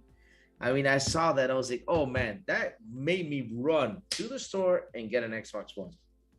That was the game that made me run fast. I mean, I said, "I gotta buy this. I gotta buy an Xbox One to play this game." So that was kind of like your Cyberpunk trailer. Yeah, it was pretty much exactly. That's the thing that really makes me mad is all these game trailers. They show you the best things about the game, but when you play, you're like, what happened? What the hell is going on here? What the hell's going on here? And so I learned now, and I always say this. I mean, I love the trailers and everything. They show, yeah, they look awesome, and I tell everybody, hey, wait till the game comes out. When the game comes out, then we can compare if they're the same as the trailer. Do not believe trailers. Don't believe in those damn trailers. They fool you. And yes, that's the thing that really frustrates me is when I see this awesome game trailer of the game. Because seriously, they were showing like actual gameplay on the Division. It was like a gameplay Division trailer. They were hiding behind the cars. You see the bullets penetrating the windshields and the way the cars looked. I was like, whoa. I mean, seriously.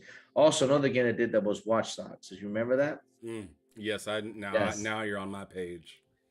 Watch Dogs was one of those games that did that. You're like, because I'm big into open world, do whatever the hell you want to do kind of game. Yeah. So yes, I was looking at Watch Dogs with my jaw on the floor, extremely excited for this game, and then I went and played it, and I was like, what? This don't feel like what I seen. Yes. Also, Anthem was another one. Oh, don't do it. Anthem do was not another one. do it, sir. Do not talk about Anthem. That game is forbidden to be talked about for me right now. I just recently played it for the show Game Drain that I was talking about earlier. Yeah. Like I said, we have this thing called great games that, or great concepts that suck to play, or dope concepts that suck to play. And man, like that game could have been so much more than it ended up being. But like the best thing I could say is like that's classic EA, man. It's classic EA to give you something that your jaw hits the floor on, and then it gets the support of like a deadbeat dad. Yeah. You Yeah. know, Yeah. it's sad. Titanfall, same thing. I mean, now we're looking at Battlefield 2042. Like, what's going on?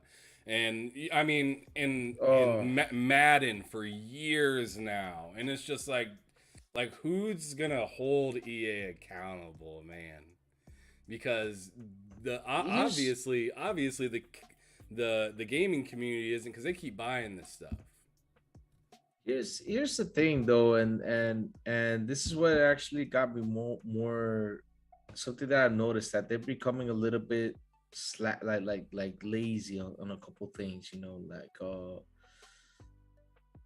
for example, back in the day, Ubisoft, when you heard an Ubisoft game, you're like, whoa.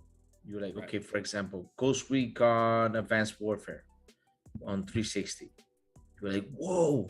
I bought that game the other day. I was like, this thing has the online still. I'm gonna play the online. When I hopped in the online, it was shut off. I was like, no, I felt sad because I played the hell out of that online. I had so much fun. And also the Rainbow Six Vegas, all that stuff, all those good games. They all felt so good. They all played so good. I mean, really, they had such good stuff. And all of a sudden, right now, they're going for the microtransaction things. Like everybody's going. EA did the same thing.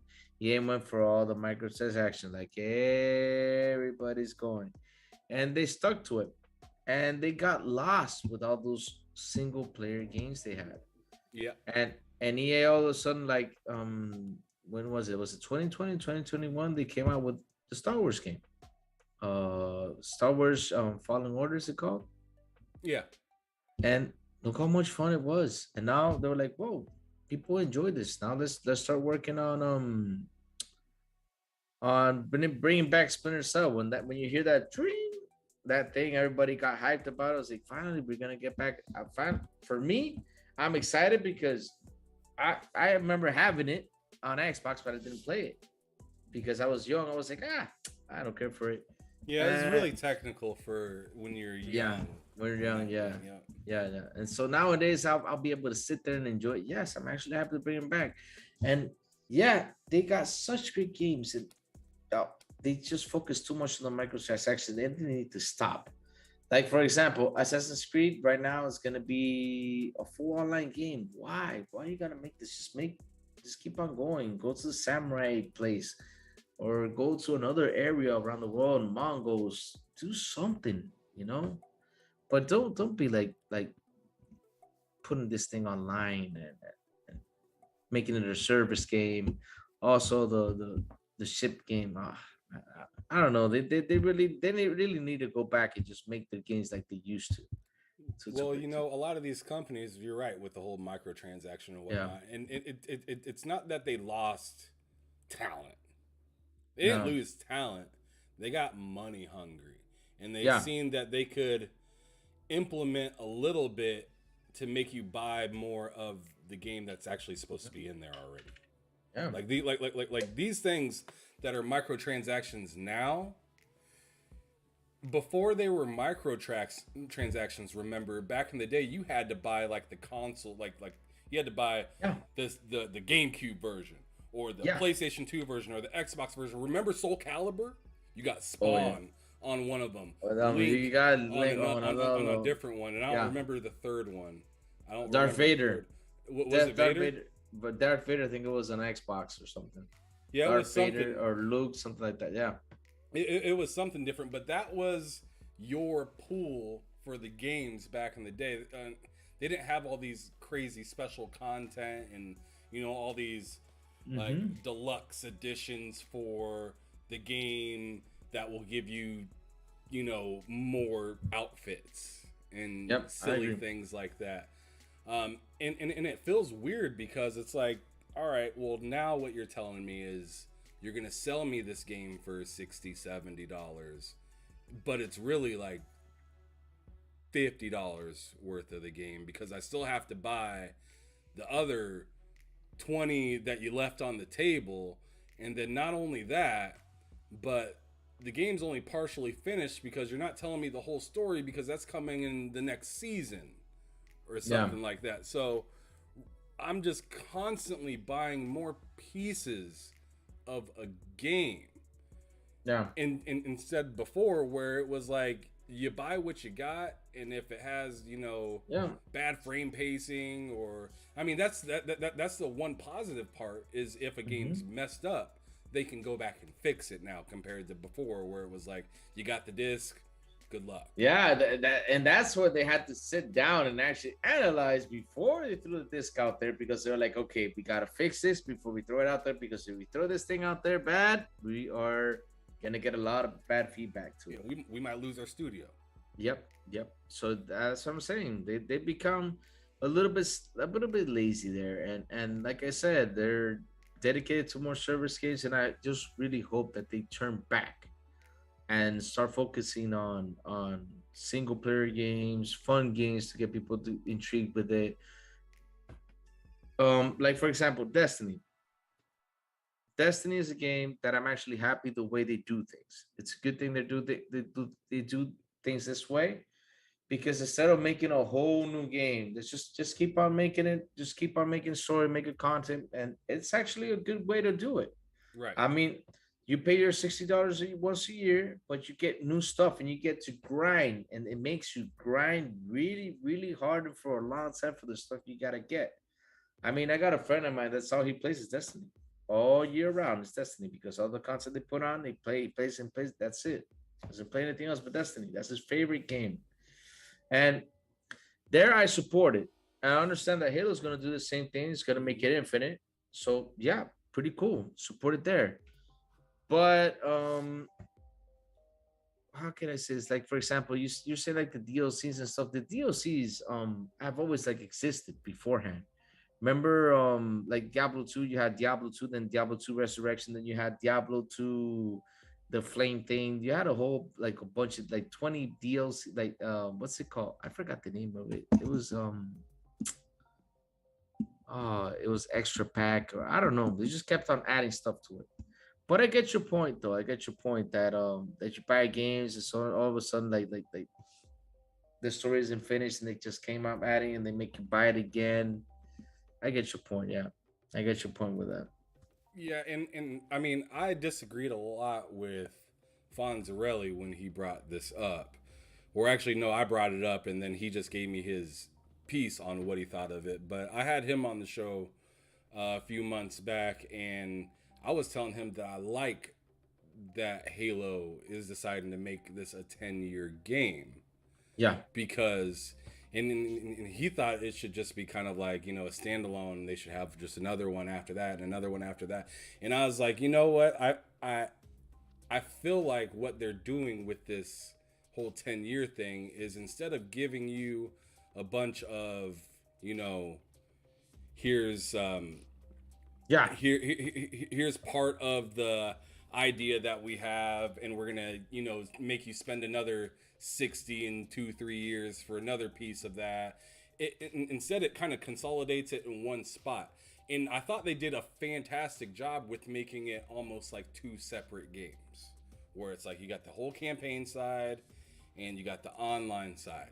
You Yep. don't have to have both of them downloaded to enjoy either Yep. one of them, right? Yep. And I was always thinking, Madden needs to get on that because I have no. Same here. I do not want to play online Madden at all, but I would Okay. love to play a good story of Madden. I'll give you a big example, and people have not noticed this, but Counter Strike. How old is Counter Strike? It's hella old. Counter Strike's 1998, 1997. Right now, download and install Counter Strike, and you will see what it looks like. You'll be like, what? Wait, this is not the Counter Strike I played 10, 20 years, 30 years ago. It's got modern graphics. Mm-hmm.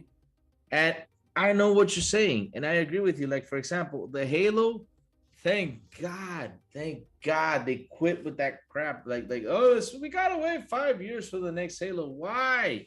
Just keep adding to the story, and then people have to pay. Even though, okay, of course, if you got Xbox Game Pass Ultimate, it's gonna be free. It's not free because you're paying for Ultimate, but either way, it's gonna be on Game Pass Ultimate. But you're gonna keep on playing their Halo game. It's gonna come out with a yearly thing, and you're gonna have fun with it every single year. You get something new. I don't have to wait 5 years for the next Halo story. Why do I have to do it? What, 5 years for the next Halo story and beat it in 5 or 6 hours and that's it? No, just keep on bringing them in. I'd rather have them yearly, like what Destiny's doing. They're putting it yearly, and people are loving that.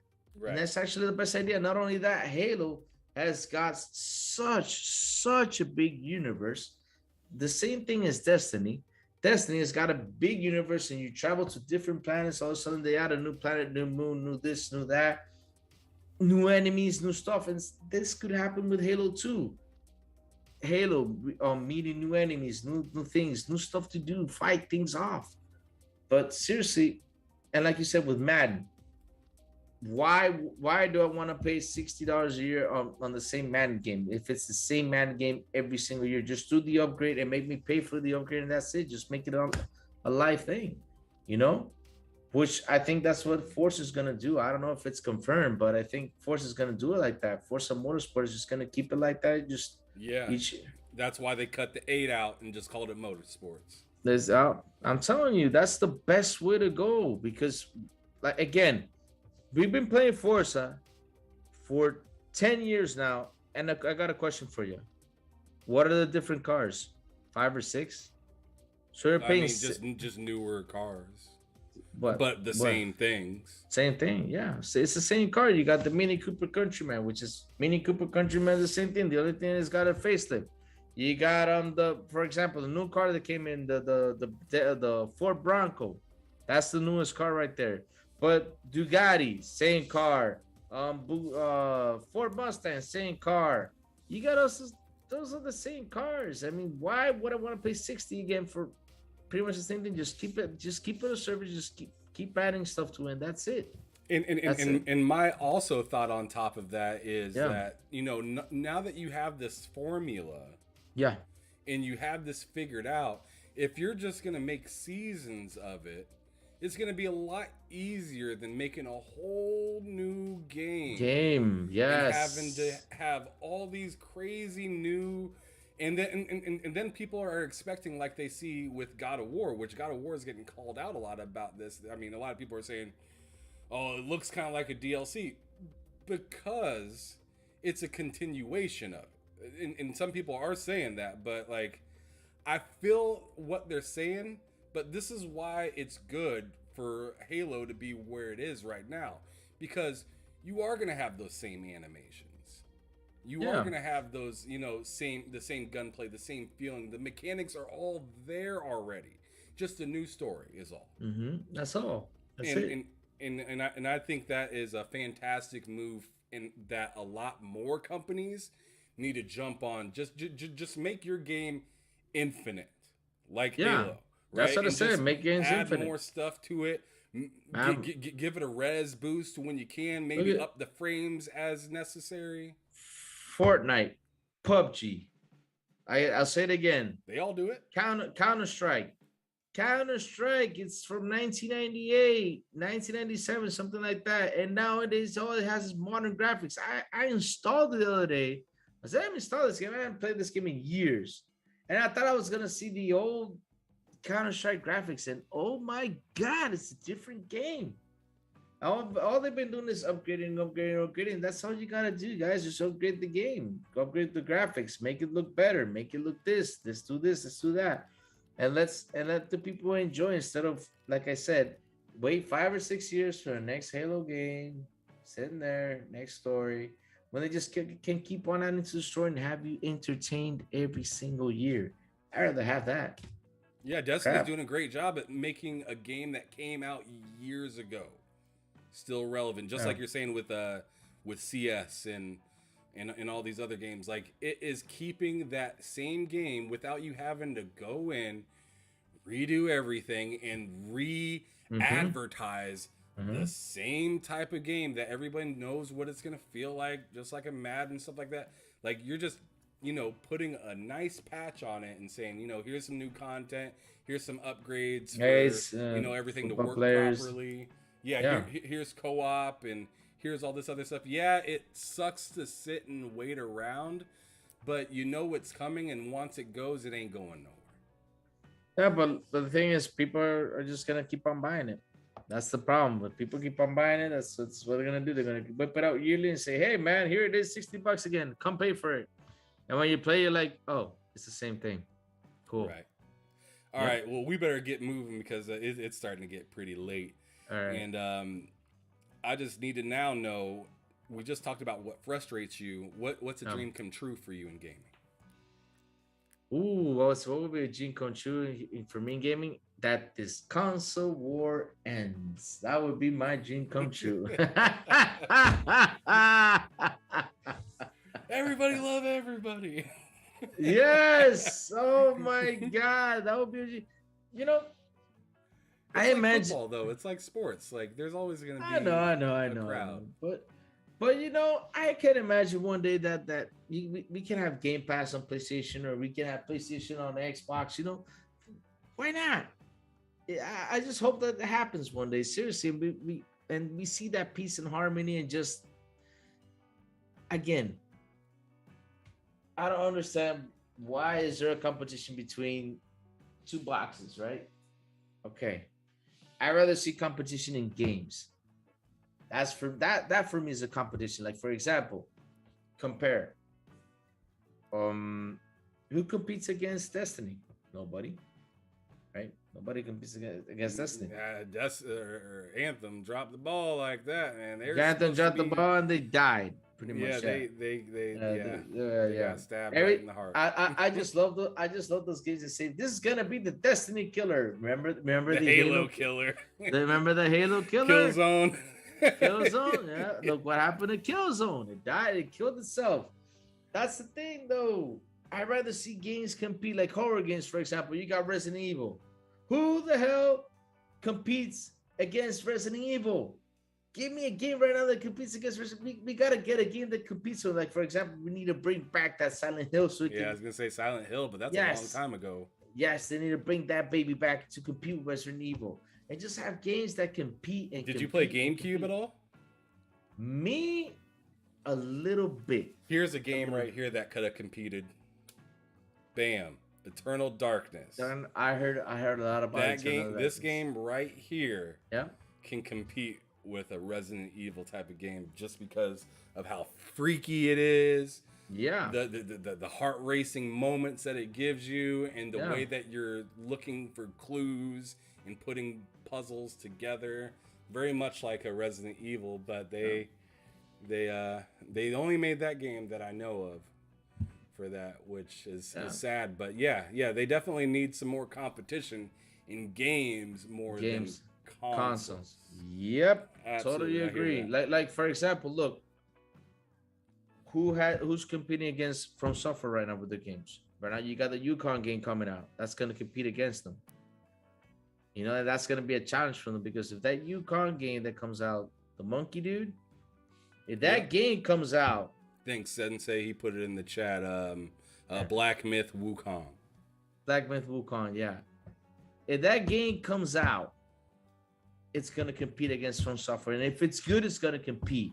And that's going to make From Software upgrade their gear and be like, wait a minute. Like, for example, something that is true. If you got Demon Souls from PlayStation, the Demon Souls from PlayStation 5, and you put it next to Elden Ring, which one looks better? Demon Souls. Mm-hmm. That's another competition for them. Like, hey, dude,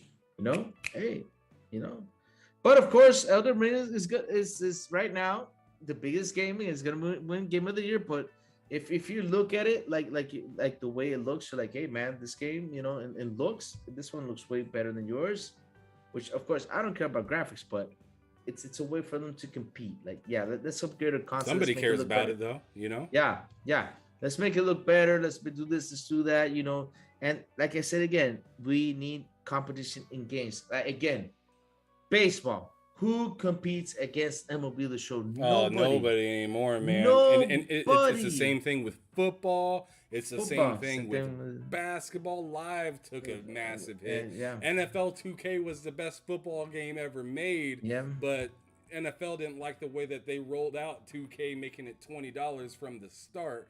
So EA took that license and they are literally showing you what it looks like to not have competition, and it's boring. It's boring. Yep, that's what I'm saying. That's what I'm saying. We need more we need more competition in games than in this console war. So for me, that's my dream. Console war, guys. That would be my dream. Just not to hear about that. I'd rather discuss games and argue. Hey, this game is better than this. What? No way. This game is better than that. Right. You know? Why do you think that? Whoa, like for example, you got a whip, you got this, you got that, you know. And you know what? It's already happening. This whole merger of games are already happening, and it's happening right under everyone's nose with the PC. The PC is bringing Xbox, PlayStation, and even some Nintendo. Unfortunately, it's through emulation, but it's bringing them all together to play on one thing. And you got PC fans like, I don't see the problem, while everyone else is arguing. Everyone else is saying my console's better than yours, and PC is just, you know, they're just eating from all these different plates right now, and they're just like, y'all can keep tripping on y'all $500 consoles. I might have spent $2, $3, $4 grand on this PC, but I can play everything that you guys are playing. You know what they're doing? They're getting all the big popcorn bag and just sitting there eating like, y'all fight. I got my game here. Keep on fighting. Right? I'm having fun here. Well, y'all keep on killing each other. Having fun here. That's what you get. I'll be back. That's what you never see a PC guy between those arguments. Never. You never see a PC player between those arguments, because why? They have their games right there. Well, these guys are killing each other. We have them here. Seriously. Yeah, they are like the dad, and everyone else is like the children, just yelling. He just, every once in a while you hear "shut up" from the other side of the house. Y'all need to be quiet in there. But all right. So, like I said, on to the last questions. But like, what do you enjoy doing outside of gaming? Wow, for me, what I enjoy the most is grab my bike and just go out, hang out, have a couple drinks with the buddies, enjoy family time. Yeah, that's what I do. Work out, which I'm gonna start working out again next week, and yeah, that's all I do. Just go ahead, grab my Harley Davidson and just ride around. That's for me. You're a rider. Yes, that's for me the best relaxing. For me, that's the best way to relax my head, is grabbing my bike and just head out. Drive around. That's it. That's for me my biggest relaxer. Out of all things, after playing video games, that's when I hear that sound, the wind blowing on my face, just enjoying, especially with no traffic. Oh man! Like for example, right now we're in spring break, so right now, like, no, and the city, like, it's dead. I'm telling you, if I look outside, there's nobody here. Everybody left. Everybody just left town. Okay. So you stretching out. You like, oh man, yes, it's fantastic, man. Yeah. So it's a good time to ride, but it's also a dangerous time because here they permit drinking and driving and all that stuff. So yeah, it's pretty dangerous, but yeah, it's a good time to just roll out if you want to. Nice and peaceful. Yeah. Well, do you happen to have any questions for me before we get up out of here? Oh man. Questions for you, Ham Solo. Questions for you. A question I've been asked quite a bit is how I got into podcasting and everything like that. Like last week I got a really interesting question or earlier this week I got a really interesting question from Doc Dark. Kind of curious what you're gonna ask me. kind of curious of what I'm gonna ask you. Well, I was actually gonna ask you something that has nothing to do with gaming. Oh, okay. Let's go. I was gonna ask you about. I see you're a big anime fan. I wouldn't say big, but Hmm. I really enjoy. I really enjoy watching anime before bed. I do. You do? Oh, Yeah. then you love anime then, because I mean, I see, after I see Yu Yu Hakusho shirt, your Dragon Ball Z posters back there, and if I'm wrong, is that the Attack on Titan thing going on there behind there? I don't know if that's the Attack on Titan thing going on behind there. Where? Uh, I see like a picture of like a guy on top of a helmet, because you also got a helmet. I see. So you ride too? No, that's a drawing that I got from somebody. Okay, and That's that just a and that drawing. and that helmet you got there, you got a helmet beneath there. Yeah, that is my indoor skydiving helmet. I used to be an indoor skydiving instructor at iFly. So I used to teach people Oh, how to fly, hold on to them, give them hand signals, give them a high flight, and then I'd do like a demonstration at the end where I'd fly all over the wind tunnel and stuff like that. It was pretty crazy. yeah. But here's the thing, though. Also, I want to save questions for you when you get jump on XBI too. Okay, fair enough. Yeah, because I'm gonna sit down and I'm gonna make a full list for you. Oh man, I'm all right, man. I need a tissue. I'm getting a little sweaty, getting a little sweaty, a little nervous. But yeah, But all right, we can go with but that but then. but before though, I would like to know one thing though. For you, which is your best console for you? Oh, you already said the Xbox. Yeah, you Yeah, said the the Xbox. original No Xbox was Xbox. Yeah. my most loved console just because it was just so transforming for Yeah. me in gaming. Like adding music to my game, having that be the like it turned into my stereo dash gaming box because I'd wake up every morning to get ready for school. And the first thing I do when I wake up is turn on my Xbox, turn on my stereo, and turn on the TV. Yeah. Mom was already gone at work, so I was alone in the house, right? And so like I go on ahead and turn up like some, back in that time I was listening to a lot of Southern rap, so I'd turn up like I don't know Mike Jones or like Lil Flip or Ti or something like that, and I just have it blasting because what was so cool is I didn't have to keep CDs around anymore. I didn't have to go and pick like a certain song. In the Xbox, you could download all the music onto it, but then you could transfer the songs into playlists. So I had a wake up playlist that I had like every day. And then when I get off of school, hop on to 2K. I'd have all my music. I'd score a Yep. touchdown, and the music I wanted to hear would come on after I That's scored. awesome. It was just such a big deal to me at that time because I was a big PlayStation stan beforehand, and my Oh, buddies showed me Halo, and I know Halo is a game where everyone's like, "Oh man, that's the game that changed me for for for um coming from PlayStation to Xbox." No, it didn't change me at all. I seen Halo and I was like that's a great game. It's really fun to play, yeah. but like I'm a I just didn't like really care that much about that in particular because like I said I was still a PlayStation guy. So like whatever, I'll go play some Devil May Cry. Cool. Um, Yeah. but but once bro turned on Conflict Desert Storm. I'm not sure if you ever played that game. Yes, I did. That game was so much fun. It was co-op too. Yes, in Conflict. Yes, and it is co-op, You want and co-op? I, Yeah, I yeah. I think I think it was up to 4 player co-op.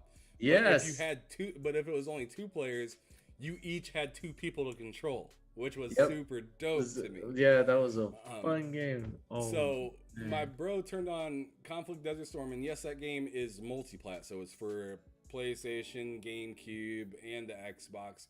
But the one thing the Xbox had was that hard drive and also that music.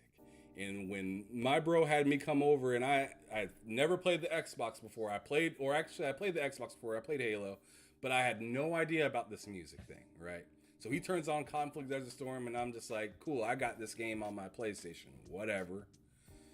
Bro, we were running in the sand and he's like, hold on real quick. He hit start, went to the sound options, changed it to Tupac Better Days, because that was a new album that dropped around that time. I mean, Tupac was dead clear before the album Oh came yeah. out, but that album dropped later, and it was like around the resurrection time of the movie Resurrection Tupac, and he turned on that soundtrack, and I was looking around like where did you where's the stereo, right? Like, how did you get that to turn on to your Xbox? Like, I don't understand it. And he's like, oh, I just burned it onto my Xbox. And I was like, what the hell you mean you burned music onto your Xbox? And he's like, yeah, man, I got a bunch of music on here. And I was like, no way. He handed over the controller, and I'm sitting there going through tracks and different CDs. Dude had like at the time it was a lot to me, but dude had like 30 different CDs on there of different like rap and like, I mean, he is big in the country and stuff too. So he had like some country music on there, and he just had all this different stuff. And I was just like, bro, so we're really finna run around. We're really finna run around Iraq listening to Tupac. And he's like, bro. And I was like, Best music to do. I was like, I'm going to software, etc. tomorrow to turn in this PlayStation 2. I'm done with it. Wash my hands with it. I got myself an Xbox, was super happy, threw on Grand Theft Auto 3, and was able to go to the radio station called like CD1. And then like you could play your own music that you had downloaded onto the Xbox in all the Grand Theft Auto games. And I was like, yep, that's I was like, how is this not the best console of all time? Yeah, Xbox has done such amazing console over the years, really. Yeah, except for the one. We can. That one was really. But man, yeah, I remember. Oh, the very first Xbox, big old box and the big controller. What got me into that Xbox was the thing. I love that game. The thing was the one that got me to that Xbox thing. I'm telling you, you're gonna have to throw some of these things in my DM so I can check them out, because I'll definitely do it, man. And Yeah. I love shopping for old games. If you haven't noticed, with my Yeah, and then I 32X and was all gonna that I was jazz. gonna ask you. That was the other thing I was gonna ask you. Look at all the stuff you have. I mean, you got your old TV. You got your little TV right there to play all the old consoles on there, right? Right. Yeah. You got pretty much everything. What is left for you to get? I think you. Panasonic 3DO. Oh, that's expensive. That is I expensive. know. It's like That is expensive. $400 for And one of those things, and it's terrible.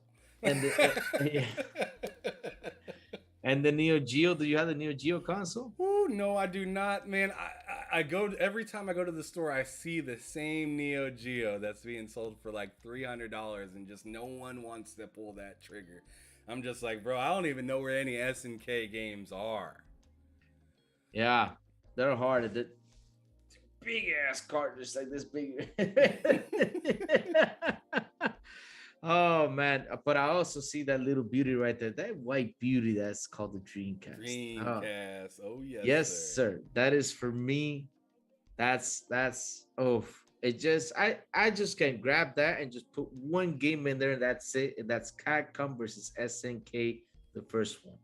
Other than that, I don't care about anything else but that game. Just to get Evil Yuri on there, get Terry Bogard with his bird knuckle. Oh man, oh, and the Buster Wolf. Oh, I played that Capcom SNK like crazy. One of my favorite games. One of my favorite games in Dreamcast. I was big into Shenmue. Yep, I played Shenmue too. What's it? Marvel versus Capcom was on there as well. Ooh. Gauntlet Legends, I want to say. Legends, yep. Oh, all the Street Fighter Alpha games. Oh Lord, I miss Street Fighter Alpha too. Sonic Adventure was pretty dope, even though those camera angles were just horrendous. Yes, yes. But yeah, Dreamcast had some banger games. Crazy Taxi. I mean, come on now. Bass Fishing. Yep. Bass fishing. I went bass fishing all the time. That was a fun game. Surprisingly, yes. And Yeah. didn't they have Echo on there as well? I think they did. They did have an Echo Dolphin, and they I feel also like they had had an Echo of the Dolphin on every generation of Sega. I feel like they did. they also had this bad game where you made a fish and talked to you. What was the game called? That was a bad game. It was a bad game.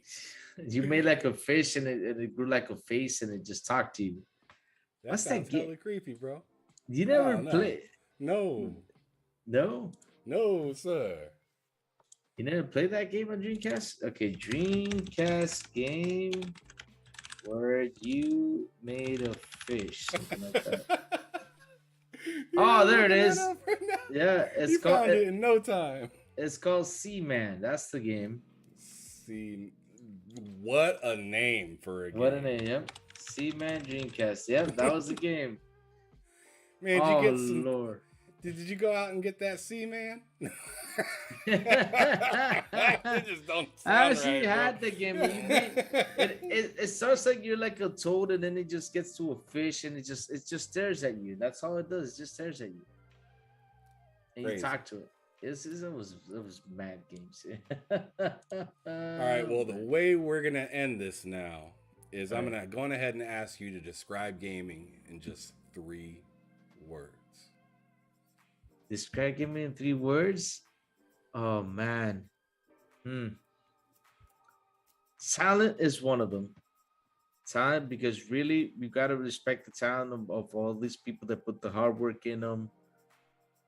Love is another one, because to understand gaming, you gotta love it, and you gotta love it, enjoy it, and you gotta see through it, because like there's people like they ask you, why do you play video games, and when you sit down and you're trying to tell them, and like for example, you ask me about Doom, and I can sit here and tell you about Doom and Chrono Trigger, and I can say, oh man, Chrono Trigger, that story.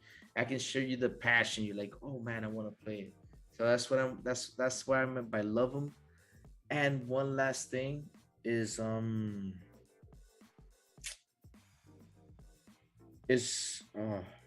know how seriously, the third one for gaming, that's a hard one. I said talent, love them, and well, passion is part of love them. Uh, oof, the feeling. Can I say feelings? The feeling of the game, like the feeling, the way you express yourself when you play the game, but that's part of love them too. Jesus, that's a pretty hard one though. But yeah, It usually is like one of my hardest questions for everybody at the end of the show. Is like, yeah, it man, is. 3 words, man. It works because like I said, talent, love them, and respect them. Respect the love and the passion and the talent that these guys have put in them. That's for me all the 3 important things, because really we gotta respect what those people do, and to make these awesome games for us to sit down and play and enjoy. We really have to pay our respects and say, hey man, thank you, and always say thank you to them when they actually do an awesome job.